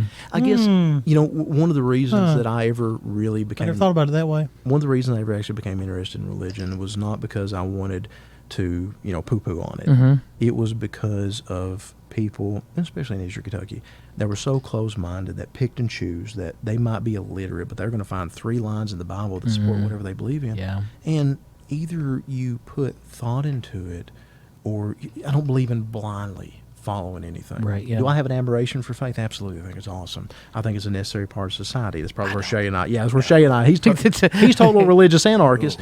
I won't participate in it. Well, I won't believe in it, but I love it. I think it's awesome. I think it's just Well, that's beautiful. interesting. So you have, I mean, of course, you have this like real respect, reverence for it. So Appreciate. he's the asshole. Yeah. 100%. 100%. And he makes no bones about it. and you see it as kind of a not a helpful thing for society. No, negative impact. What do you think would Dark happen? ages. Okay, if it just We're not trying to bait you here, I promise. Oh, no, no. 100%. This is fascinating. I appreciate because I really don't get many people who are honest. Right? I think a lot of people believe that, but not people are honest. Right? So if it disappeared, let's say we could just take it out of the kind of the society. Yeah. What do you think society would look like without it? Flying cars. Okay, I mean, I do think there's some interesting. I think things. it's total anarchy. I do think there's some. Well, see, history. the thing is, though, they would just find something else. Because do you people mean? have to have some sort of faith that they're going to be rewarded in the end times, and it's used to control people that are poor. Well, Shay, guess what? If religion is gone, you can't find faith. You can't have Well, that's why it can never disappear. So people are wired for some kind of Yeah. belief. Yeah. Right. So now religion fills that void, but if not, then it would be like, So if you got rid, I've if you said- got rid of that part of the human psyche, Yeah. completely, yep. then flying cars. I have said before in my life that in the threat of a late period that would be willing to give money to the get-ins to Al Qaeda as long as something is right. So there's no atheist in a foxhole, you know, in that regard. But without it, it's anarchy. Yeah, well, Destabilization. we're talking about the complete rid of the idea of faith completely. Them girls are so confused of what the hell we're doing. Well, the idea, And they're the ones who walked in with the costume. Like it's like, oh my Y'all are God, what I weird. Let's go walk get the into. inflatable. Yeah. But yeah, if you got rid of the complete idea of faith and people took nothing on just complete faith and they had to have scientific proof of it, yeah, the world would be a entirely different place. We wouldn't have. You sound more like me, son. I know. That's scary. Well, there's parts of it we Gross. agree on, but like I know that we can never get rid of it because the human psyche is wired. And see, that that's the difference. You said we can never get rid of it. Can't. I don't want to get rid of it. but I'm That's wondering, the difference. no, 100%. I'm wondering if, and I think this is such a fascinating idea. So what would happen to like people's natural wiring towards like a power dynamic without the check of religion? William Power dynamic. By like, I mean, like, presidents. There can't- are no laws without consequence of punishment. But then the question is, who gets to hold the power? So if I have like The strongest. right? Yeah, I'm wondering 100%. because if I have a paradigm of, let's say, like Allah or Jesus or whoever it is like I have to be accountable to, right? Yeah. So that should, by theory, keep me to try to bring it down. You're talking about the ultimate price. right? But so like in a society where there isn't any like ultimate check, how does power stay reined in? Laws, same way that they, How are laws any different than faith, though? Because they- if I don't have a I don't have to belief say to system you- for eternal punishment, then why do I even respect laws? Well, so like there's no one. Jesus doesn't stop me for speeding. That's right. So that has nothing to do So with the- that. Jesus but that take is the a wheel. law. But that is a law. so that the bumper exists. sticker, the Jesus is my co-pilot, means nothing to you. That's right. He does not, he He's does not take my- driving; he's the co-pilot. He does not take my wheel in any way. But yeah, there's the existence of laws, and I don't want to get about the moralism of religion. Moralism, I like whatever, of ideas that everything is driven by it, and that's why laws exist. No, I don't believe you should kill people because I'm not a piece of shit. Except you do believe that there are probably some places where people could get killed. Oh yeah, absolutely. And I think it's horrible. Yeah. I mean, but if like I came into your house to like do Oh, something, right? You'd kill me, right? I'm calling the mortician first. I'm not even calling the police. And I'm gonna say you need to bring a bag, like a 13-gallon bag, because it's in pieces. There is, I'm under the impression there is a phrase somewhere in Scripture, and I've never really looked for it enough to find it. Please correct me. Is there not somewhere, and in my head it's in Luke, but I don't think that's accurate. Is there not a blip in Scripture somewhere that essentially says, if you don't have a sword, sell your cloak and buy one, and only until something can they be beaten to plowshares? Does that ring any kind of bells to you at all? Yeah. I mean, Jesus had told his disciples to go out and sell stuff, and then there's also this vision about the swords will be beaten into plowshares, kind of this vision of kind of cosmic peace, right? Am I mixing up two? Yeah, there's one from Isaiah, and then there's okay. one Jesus statement. Awesome. But you have the same kind of vision, right? Yeah. It's like there's some point all this violence is going to turn into something creative. So like flying cars. So we're not investing in war. We're investing in. Yeah, because look at the amount of wars that have been caused just on religion. Plus, there's also flying cars in Revelation, just saying. What? There's flying cars. You, of all people, haven't read Revelation? No, I mean like parts and bits. You'd love it. There's cars in Revelation. I thought it was. I mean, that's an interesting interpretation. I want to know about the horses. cars in Revelation. I always took it as- Chariots. Oh yeah, okay. There you go. Oh yeah, chariots. Okay, yeah, And they're that- flying. They got horses on them though, don't they? Like, Well, they have horses pulling them. Yeah, like and your cars have flying horses. horsepower. okay, I see where you're going with this. I see where you're going with this. Yeah, if someone's got a Porsche attached to a horse up there and it's on fire, I think I'll know. Yeah, the existence of it. This has been a great discussion about Halloween. Kind It's kind of Halloweenish. of Halloweenish. It's hallowed. Yeah, but like for fair. me, if it didn't exist, then it'd be all flying cars and happiness and peace. I think. I mean, Well, we'd probably find I something else to fight disagree about. with you 100%. I mean, what would we fight about? Dude, it is human nature to fight. It is. History is literally I'm- war. It is. It is human nature But that's to what fight. mostly separates most of our country's belief systems is religion. We argue about politics. I know we do. Politics was Well, we'd argue about those. That's true. That part. I'm true. wondering, but like you know- one side has got a lot driven as of the past decade, based upon pick bits and pieces that you talk in religion, and they only pick those parts. They don't follow the rest of them. You know what I'm saying? They'll pick which side. I'm sorry, I zoned out there for a second. Like, I was figuring out when I need to do a hard cut, one- let him get home. One side will just pick what parts they want to follow. of course, yeah. So and- we all love that. Yeah, and it's involved in politics, and Yeah. without that, they wouldn't have that one. So they'd have to pick something else. So I don't know how that would go. I'm wondering, what do you think would get our ultimate allegiance without religion? Make everybody follow the same thing. I mean, no, I'm just thinking. I'm just thinking on the individual level, right? If there's- Sex. You think And I'm- sex? I- Well, that's I'm a not pretty even good saying- one. and I'm That's not even- fair. That's a fair reason. To be, and I'm not trying to be ugly here, and I realize this is out of the scope of things. What does mankind? Why do you want money? Why do you want to be Stuff. healthy? Stuff. Why do you want stuff? Because I like playing with stuff. A lot of people want stuff to attract the opposite That's sex. fair. Oh, They that's want- so like biologically we're wired towards think that's so. an Yeah. evolutionary That- drive. I mean, Okay, that's So fair. if I not would say that that, goes then with a sex. huge chunk. yeah. Huge chunk. That's fair. Ignore everything I say.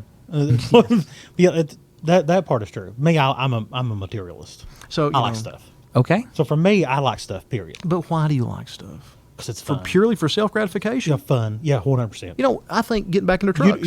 I- the reason I'm into trucks, I like the way they look. You know, Oh, why I like the way they same, look. They make same. me happy, and Oh, I'm yeah. proud of them. And I would go cruise them around. Yeah. And ultimately, that was to attract the opposite sex. Yeah. When I was No, a teenager, wasn't me. I was cruising around a low truck to attract people. It always goes back to that, right? Yeah, No, I mean, that's- it wasn't for me. And again, that's not me being flippant. Yeah, at yeah, it's all. true. Yeah, That's- yeah. I think that's See- a part of. Now, see, I like loud music, Hardwiring. and I still like I find it euphoric. So loud music.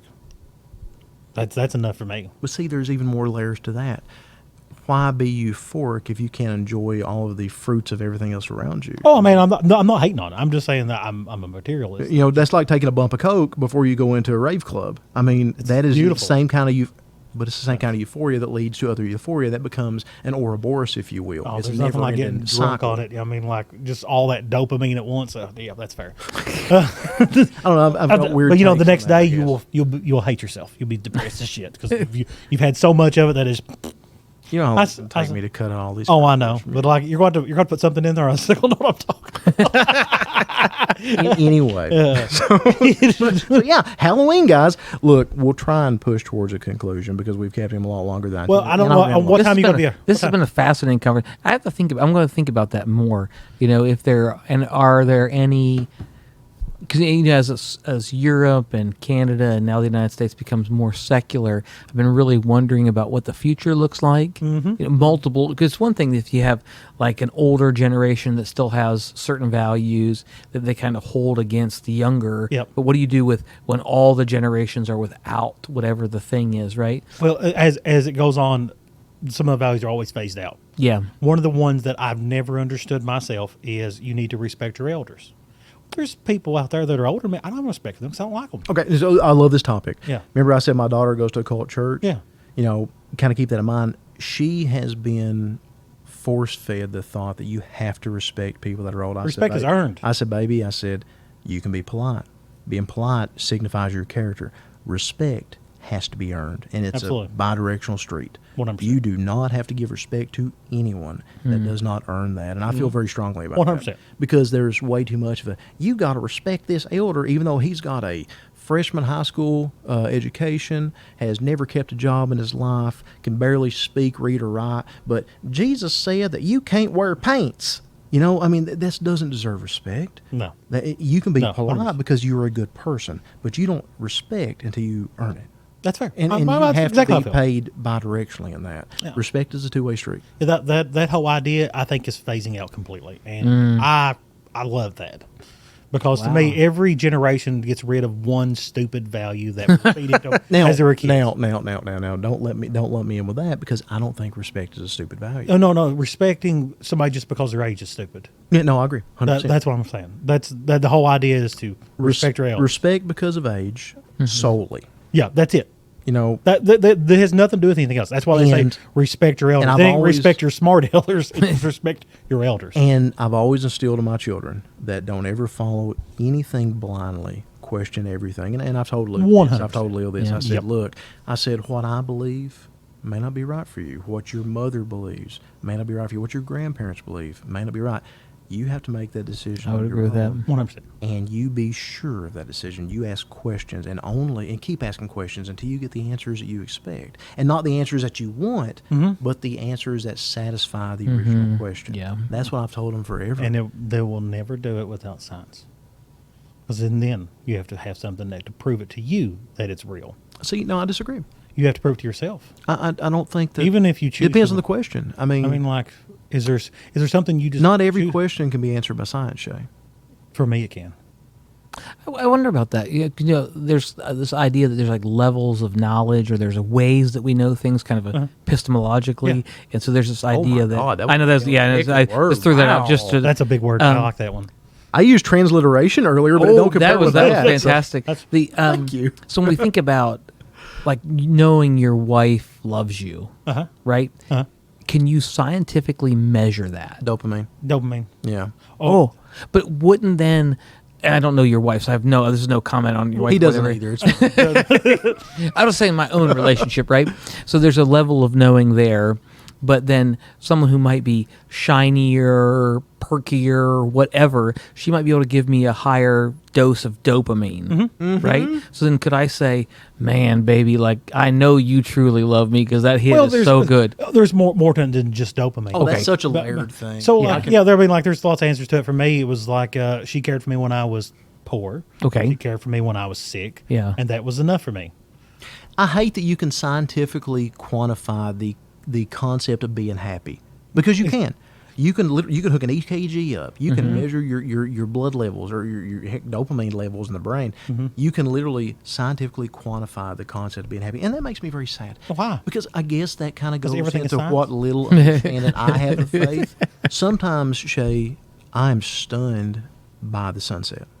Yeah. And I don't want to necessarily. You know think what? that Sometimes the only, I'm horrified by it I don't because I want, know what it is. I don't want the only. I don't want the only reason that I am stunned by the sunset to be based purely on a dopamine level. I don't want it to be a Everything in you reflexive is thing. based on some type I know, of but chemical you're missing what response. I'm saying.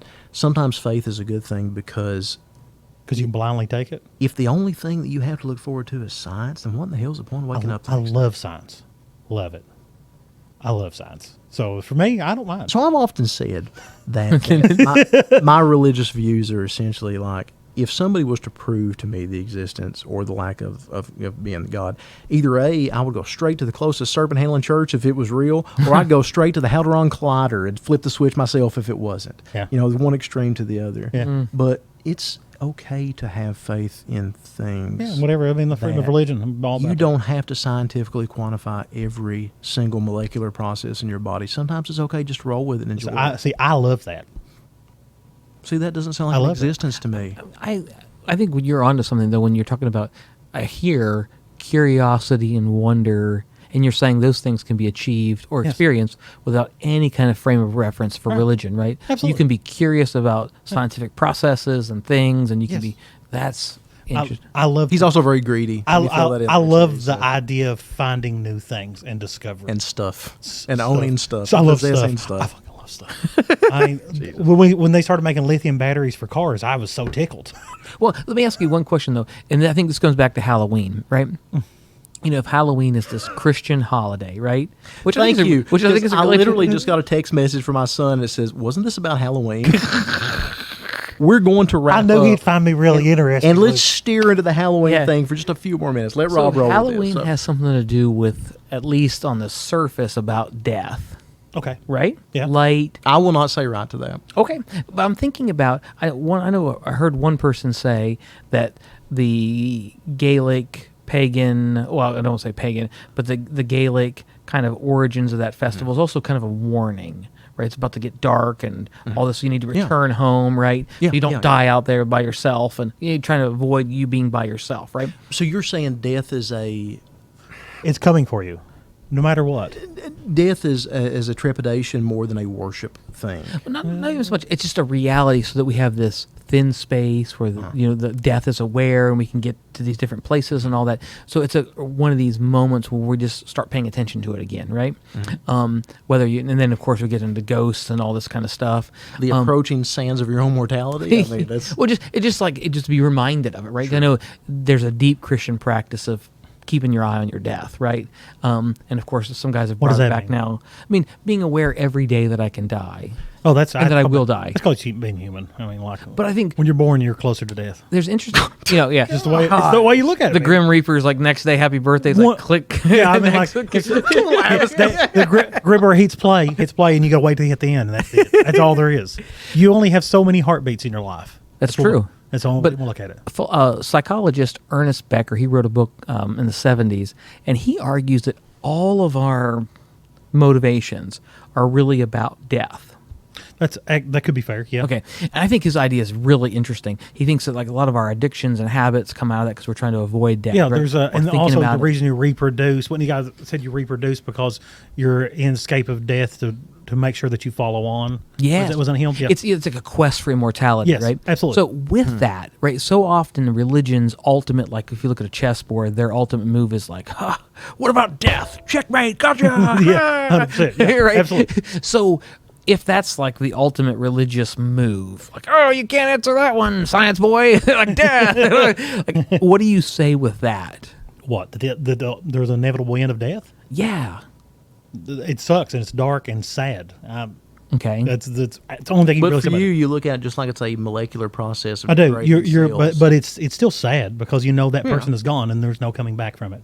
But for you, then there's not like a reboot, restart. It really is just like No, kinda- it's the cold end. oh, gotcha. And, Okay. and yeah. it's sad and it makes me sad. Yeah. That's why I'm always sad when someone dies. Well, Because I know this is the there's- most depressing there's no episode ever. returning. Thanks, man. There's no returning. There's no seeing them again. It's just it's gone. It's Yeah. over with.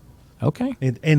And that's why to me death I is warned you, so Doc. much worse than it is for all religious people because I believe it's the end, the real end. Yeah, I mean, you profoundly think that's like really is it. So like, Yeah. there's not like there's no goodbye. There's just like you're like no, actually, there's a huge goodbye. There's a huge goodbye. That person is not there anymore. They Then why don't do you exist. drive the way you do if you're so thinking so Because final? the dopamine Oh, okay. We go back to the dopamine, right? Dopamine, yeah, I got stuff. you. Stuff. Yeah, well, I appreciate you sharing that. I appreciate the honest. You never heard anybody tell you that before? I mean, not in a public, not in the thoughtful way that you're giving it to me, No. which I appreciate. Like It- you've really thought about this, or like you're Wonderful. thinking about life. It's sad. I admire people really thinking about stuff. Yeah, it's just the sad end. Sad end. Yeah. Jesus. So when I go to a funeral, I'm not there for the person that died because they're not there. It's the person that is sat there thinking that they're going to see them again, and I feel sad for them because I don't think it's going to happen. That's interesting. Yeah. So it's not just So it's the- not closure for you? No, And that I person's forgive me gone. for interrupting you, but That person's gone. so your closure is immediate. Yeah, there's nothing I can do about it. I don't know. Is there even closure? Because it's just like it's just like this hard, abrupt end, right? It's just, I mean, there's closure. I guess if you know it's coming Sure. Okay. in a way, because You can prepare for it? You Yeah. prepare yourself for it mentally. But like other than that, if someone's dead, they're dead. There's nothing you can do. Yeah. It's not like you're going to resurrect them. Man, I love Halloween. What Candy about is great. what about with like if I came and I got like 3 Twix and I prayed for you hard? Couldn't I bring it? I've been to Waverly Hills, and it's supposed to have ghosts there. I didn't see any f***ing ghosts. Oh Jesus. Another I've one- heard Waverly. People love that. Yeah, I've been there. I seen a band called Lamb of God there. Oh. Yes. They're not a Christian band. I was gonna say I didn't think so. I think that rings a bell. They're like an excellent band. They're an excellent band, so and not they a are Christian from Virginia. Oh. Yeah. Are they from Virginia? Yeah, Richmond. I didn't really. Yeah. Well, eh. Yeah, well, it's still Virginia. Fake Virginia. It's still Virginia. Yeah, still- my Virginia kind of ends at the Blue Ridge Mountains. Fair. Yeah, Fair. Shenandoah Valley. I mean, is I give about you it. that. I give you that. Virginia's for tickets. Yeah. But like the So yeah, I hope that answers So- your question about Halloween candy. so Halloween itself, the whole celebration of ghosts for me is just I like the mysteriousness. No, of it. and that's a wrong thing. It's not What? a celebration of ghosts, and that For goes me back it to the is. hill that. because it's not religious. How the hell to argue with that? I mean, it's not religious to me. Let me ask you a in question nature. about Halloween. Shoot. So I've been Yay! thinking, Finally, I've been thinking about like we're in the last 8 minutes of the podcast. when you brought this up, I was like, man, I've not thought about Halloween. There's 2 thoughts I've always had was like the super religious people who are like, you can't do Halloween at all, and their kid is like dressed like John the Baptist, and that's the only thing they have. Or people who just like when I grew up, it was like Freddy Krueger and all that, and no one gave a thought that like Jehovah's Witnesses. no, I mean there's some religious people who won't participate in. This was one of 18 signs that I counted yesterday in Yeah. my travels. Yeah. I wonder where the first trunk or treat came of. That was what I was thinking about that. But one of the things I was thinking about is it seems like this idea, whatever the idea is around these days, continues to kind of morph to whatever culture or period or place it is, right? So the Christians get it, and they might say, okay, now we're gonna like do All Saints Day, and then it morphs this place and all that. And it seems like the religion of America, which I think is consumerism, now has You're captured right. this, Absolutely. right? Wow. It's I- like, 100%. it's Wow. like now you have to have a fancy costume, you have to have the best candy, and it's all about buying more and more stuff. And it can be this like really secular kind of experience, but it's all about buying stuff. So I think that, from what little I know of it, the consumerism aspect of Halloween really took over from the Christian holiday post-war, because that was the explosion of your department stores. That was the explosion of a surplus of things. Is that when That's when the costumes came up. In fact, if I'm not mistaken, the first ever Halloween costume in a mass-produced catalog was a Sears catalog in 1946. Don't hold me to that. I have not looked into that in a long time, but it was in that era of that style of store. And then the MGM movies with the mummies and Draculas and the Boris Karloff type stuff as you go on, that spurned a completely different direction into consumerism, because then the kids were encouraged to buy costumes that looked like these movie characters and et cetera and so on. So the consumerism aspect of it is fascinating, but I think that it lost most of its... I still think it has religious overtones. And I think that was trumped by capitalism in the 40s. Well, I'm going to be honest with you. I realize that does not address at all. So this comes back No, into but I mean, the trunk or treat thing that all the churches do. Yeah, it's a big thing now. So that's also this consumerism. I want to get into. If you want to think of it away. So now I disagree. I consider that ministry. See, what? I consider that ministry. See, well, I guess you could, because you specify that ministry means that you're always trying to add to your quotations flock. No, you were looking at it, and again, quantifying it different than what I think. I think, again, please tell me if I'm stupid here, as an atheist. I think that gives, I'm going to misquote here, I think it's Ephesians 10:31, something along that lines, but it essentially, see if I can remember the exact word. Well, I can't remember the exact word, but it's essentially along the lines of, partake in the world, et cetera, et cetera. I'll have to look that one up. There in Ephesians, it literally says that it's okay to partake of the world, to enjoy, what it is. Oh man, I wish I remember this. So you're saying that there's a part in there that quite literally says that it's okay to, as a Christian, to take part in things if you're doing it in the name of God. And you're doing it for God, et cetera, et cetera. I will find these. What's it called again when a religion tries to take over something that wasn't theirs to begin with? What was that word again? I use religious cultural appropriation. Yeah. There we go. I don't appropriation. Know yeah. But so hold on. This comes down to this. No, give me a second. It's a Halloween thing. Yeah, and I'm stuck in Halloween here, so give me 1 second. So essentially, you didn't let me finish this question here. So regardless of the scripture, because I'm slaughtering, I know that, but I'll find it. But essentially, it is the duty of a Christian to testify out, to actually minister to people. And by doing a trunk or treat, you're not avoiding that event that you may or may not agree with. You're using it as an example to be a part of the community, to have the opportunity to speak to people that may not have the opportunity to hear you testify about something. So those people at a trunk or treat, the Christian people that are actually doing the churches, they may have the chance to talk to a kid from the head of a holler that's never been to a church in his life. And let me tell you something, I've seen some of those at a lot of the trunk or treats. That's usually the opposite, is what I've seen. Oh, no, buddy, you've not been to the ones that I have. Okay. I almost adopted a girl last week, and you almost had a sister, like this close. If I could have found her parents, nice. She was coming home with all the things you learn in the podcast.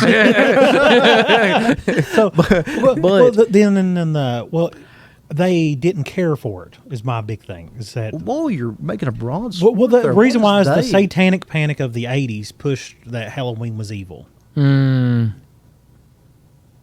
Like Ouija boards, tarot cards, way before demon the worship. 80s, boss. Huh? Yes, way before the 80s. I know, but like Ed and Lorraine Warren fought Ouija boards. But see, we went into. But at one point, they made it evil again, and then somehow make Halloween evil again. Yeah, absolutely. That's a great sticker. That's a great sticker. Please, absolutely. That is. We're gonna quote you on that one. Okay? It's interesting to me that we phase in and out of the same things they will. Say it's evil. Phasing out of what? They phase in and out of things that they dislike, or that negatively impact the amount of people that go to their church. I'm not seeing this one. I'm not seeing this. So in the 80s, I just showed him a beautiful banner of a church. Yeah, now it's fine. That 30 years ago it wasn't. Oh, you're talking about, so like 30 years ago, I rolled into Eastern Kentucky, you'd have lots of people like not even participating in Halloween. It's like, oh, this is bad, this is evil. And now they're like, come over, Ricky. We got 2 hours of trunk or treat. And they're like, yeah. And then okay. and then now as the costumes, like you're talking about monsters, that would have never allowed somebody to a kid dress up like Michael Myers walking around with blood all over. Well, it's funny you say or, that. or a devil. It's funny that you say that because Yeah. of all the questions that I was asked leading up to this. My mommy asked me a question: why do you wear costumes? Kind of a fascinating question. It's I thought. fun. Well, you know, it has a little bit more of a actual rooted purpose. Can I guess? You absolutely can. I'd love to hear Okay, you so if I had to guess, is because when you do mischief, no one knew who you was. guess. Oh, we've not talked about Guy Fawkes. I was going to say, that goes right into Guy Fawkes. Yeah. Good. No. This I'd was rather hear much about earlier than that. Okay. This was back when your veil between the worlds were thin. So one of the things that we didn't really talk about, the Druidic Celts believed in a fairy called a She, S-I. And the She fairies, which had their own little underground kingdom, including a She king. Hold on. Aren't they like an offshoot of leprechauns? They wanted to take soul.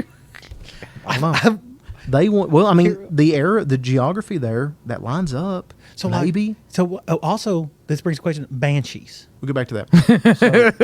So, they wanted, Banshees are a good one. the She wanted your souls. Okay. Because they wanted to trade out living for dead. Okay. So, costumes, What's the thing? early costumes were worn to convince two parts to convince the She not to take you because they would mistake you for one of the dead. But at the That's same cool. time, That is really cool. at the same time, if you didn't want to talk to your dead mother-in-law, you wore a costume because she would come back from the netherworlds, but she would not recognize you and she would walk on by. So it was literally so that the souls of the dead wouldn't pester certain people. Those two reasons they wore it, and that was in Samhain. I was listening to a guy talk about dead practices and talking about how you take people out feet first out of the house. Yeah. So they wouldn't be Yeah. able to just find out the direction back. And he was talking about how like the forgot dead about are always like ignorant. So it's like, your mother-in-law would not guess you because you're like, oh, you're dressed like a vampire. I couldn't be you. Like, oh, that's amazing. I love it. So anyway, so that's the costume thing. We're talking about at one point people believed the sun was a god and it's a star. Yeah. So I mean, like, people progress pretty far. You ever hear of Soul Invictus? Because that is a whole another topic for another time. Yeah. Shay, What? we've done a lot of damage to this. We might not have covered everything that we wanted to in the Halloween episode. We definitely spiraled off into some other directions. I don't know but what at this time you have point, to be out of here. We need to get him out of here. It's I will say, if we're going to talk about Halloween, the one thing, can I just like be old man, get off my front lawn we kind will of thing? stay here Oh, as you long can. as you want. I As just long wanna as say, you wanna be here, I we'll be am here. lamenting that kids do not say trick or treat anymore. That makes me really sad. Dude, I know. So I it noticed that drives me too. nuts. Yeah. I noticed that too, but I think it's because it's they're all in a hurry. You go to trunk or treats, everybody's in a hurry to try to go through because there's a huge line. That's okay. Yeah, so they run through. But one thing that is dead along with that is that people don't go door to door. I work to do well. trick or That's treating. because of trunk or treat. Because of trunk or treat. Everybody got this obsession with make it safe. Blah blah blah blah blah. I miss going door to door. Oh, I Yeah. love going door to door. Yeah. It was awesome. The trunk or treats are boring. And you walk down the road and you'd see people else dressed up and they'd been doing trick or treat Yeah. too. Yeah, absolutely. Oh, I And loved it. I remember going through little subdivisions in Letcher County, 100%. Westwood, Upper Bottoms, and seeing just so many costumes and people bumping around. And it's just in a formulaic trunk or treat. They're boring. Absolutely. And I've worked a ton of them. I've Oh, got I know you 3 do. this week. That Wow. Yeah, he's I did diehard. one last. I'm diehard. He's diehard. I Absolutely. celebrate 2 holidays, Halloween and 4th of July. That's it. Wow. This is gonna cost $5. So Do you dress up? Oh yeah. What's your costume? I'll show you a few pictures. Oh, I can't I have wait. multiples. Yeah. Nice. And I take it pretty serious. That being said, but I do it because again, there's a little girl last weekend. I did a trunk or treat at the Family Dollar in Viper, which in and of itself was not it's a very rough area in Perry County. Okay, and we have a clinic down there. We have a clinic a few miles away, and the 200 kids. So it was a small one, and I've done them with the thousands. Wow. Yeah, pretty cool. Wow. And that's not a brag thing. It's just- Yeah. I have nothing to do with it. I'm just a vendor, That's essentially. cool. But there was a couple hundred kids, 150, 175, maybe 200. And it was a very impoverished area. And there was this family that come out. And I first thought it was a mother and children. Then I realized it was a teenage girl that was too young to have bore these children. Yeah. So let's say a 13-year-old with a baby on her hip, and it was not hers. You could tell it was not hers. It was a little brother, sister, whatever. It was and a 10-year-old boy, a 9-year-old boy, and about an 8-year-old girl. This one I almost adopted. And she was wearing, and I can't shake this image. She had dirty jogging pants on, gray jogging pants. They were tucked into cowboy boots, and they were about 4 sizes too big. She had a pink shirt. It was a Mustang. It was a Bronco shirt from Walmart. I remember the shirt. It came out a couple years ago because I made fun of it. But to see it in her, I don't want to make fun of it anymore. She had so many knots in her hair, little brown hair girl, little skinny thing. Had just like, somebody needed to brush her hair or wash her hair or just put her in a bath. And she would not meet anybody's gaze, would not look at anybody. Had a honest-to-God pillowcase. And I'm not saying that. I can't get over that. Had an honest-to-God, old, dirty pillowcase for the candy.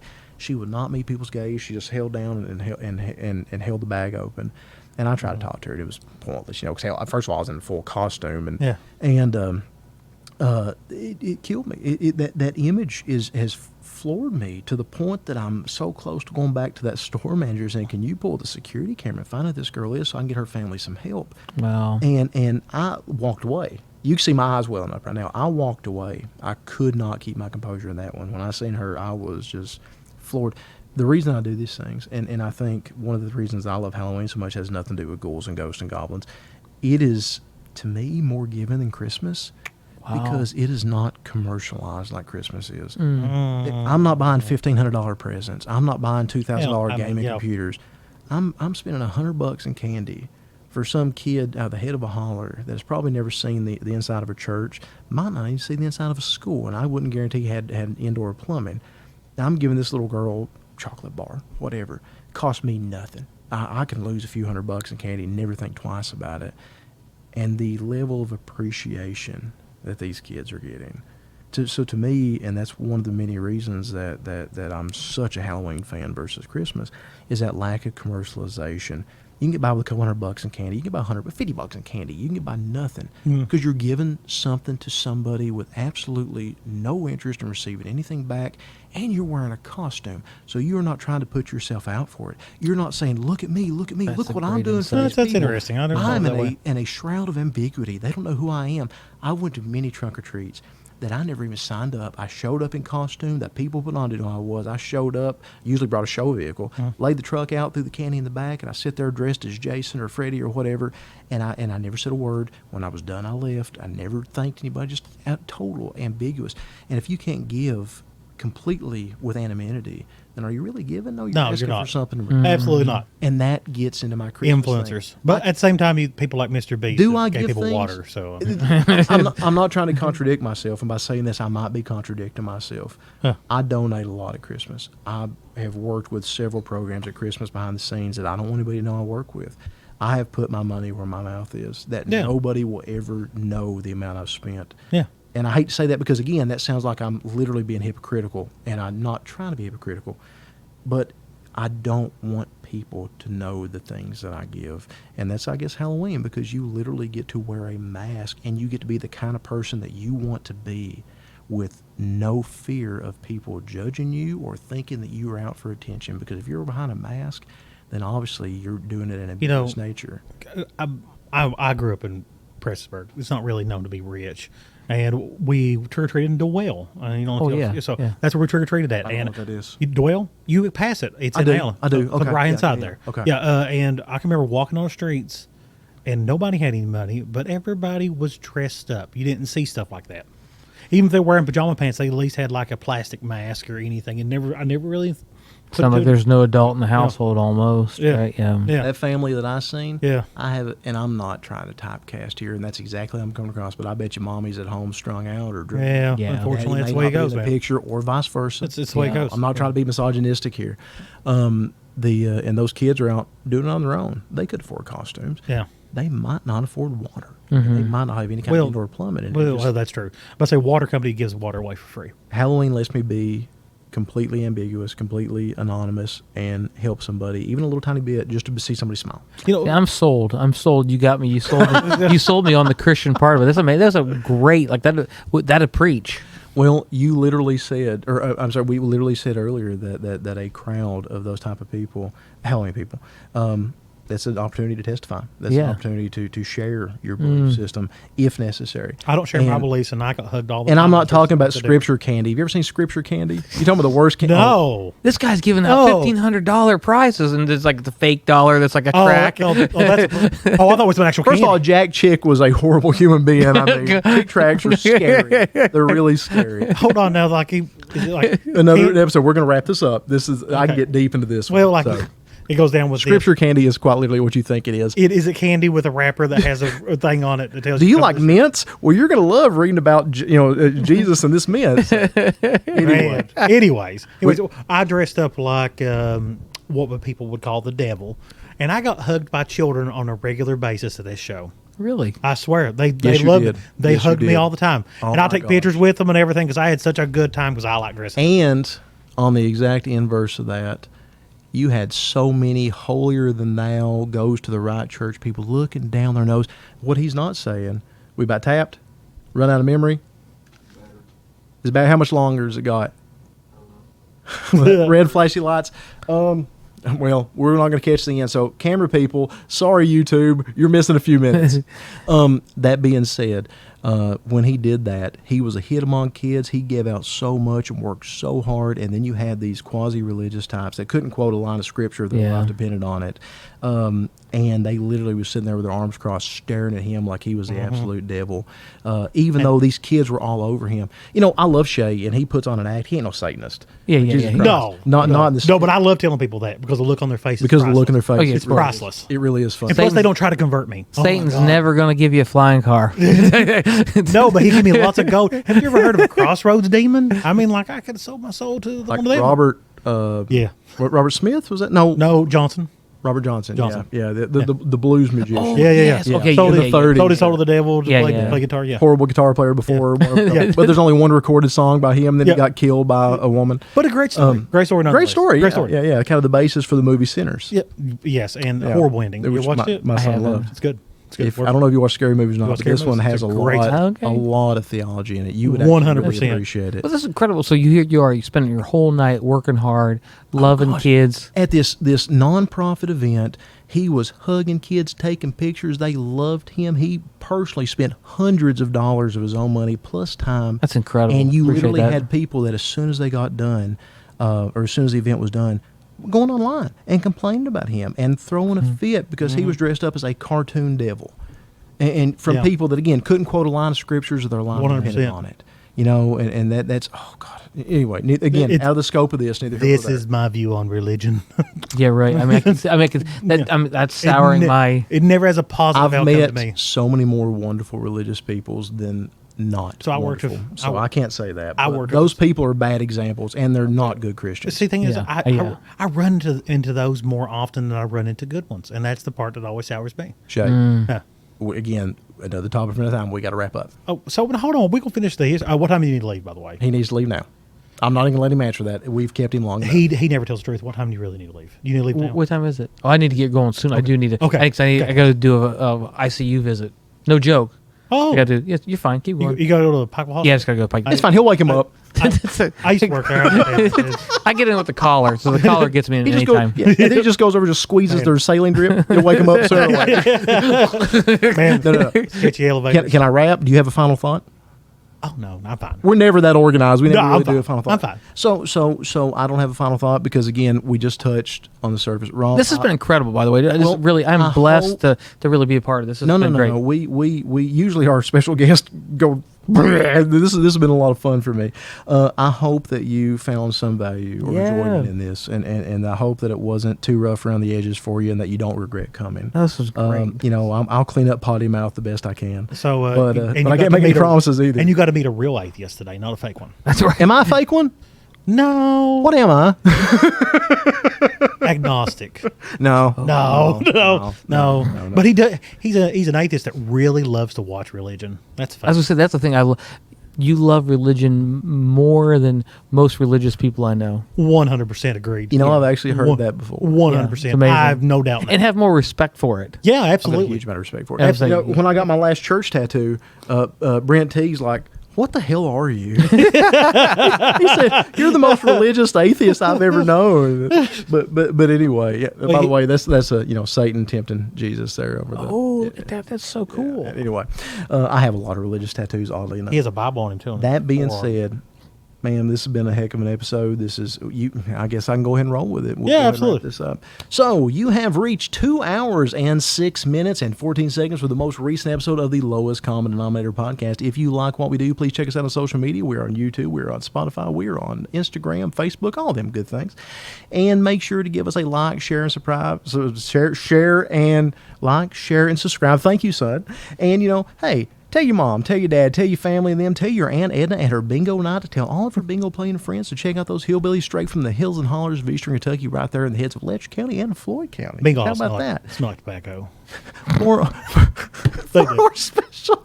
For our special guest. Should it be called a cigarette Dr. hole? Rob Musick, you have been wonderful. We're going to ignore him. You've been wonderful. Thank you so much, man. And thank you once again, like I said at the beginning of the episode, for the digital equivalent of Jesus hanging out with the lepers. Oh, this is great. We really appreciate this so Appreciate much, man. you. Thank you. And for my co-host, Shay Mullins, I'm LMC. And say goodnight, Shay. I love Colts. He loves Colts. And always remember, you Drink the Kool-Aid. And that was Rob, by the way. Always remember, guys, either you always are or you never were. See y'all next time. Lord, you went and done it again. You made it through another hour or two of listening to them hillbillies telling them good old front porch stories. You uns don't worry none at all. Them boys will be back faster than a black bear winter, pert near in a week or two. Until then, hope to see y'all back around these parts soon.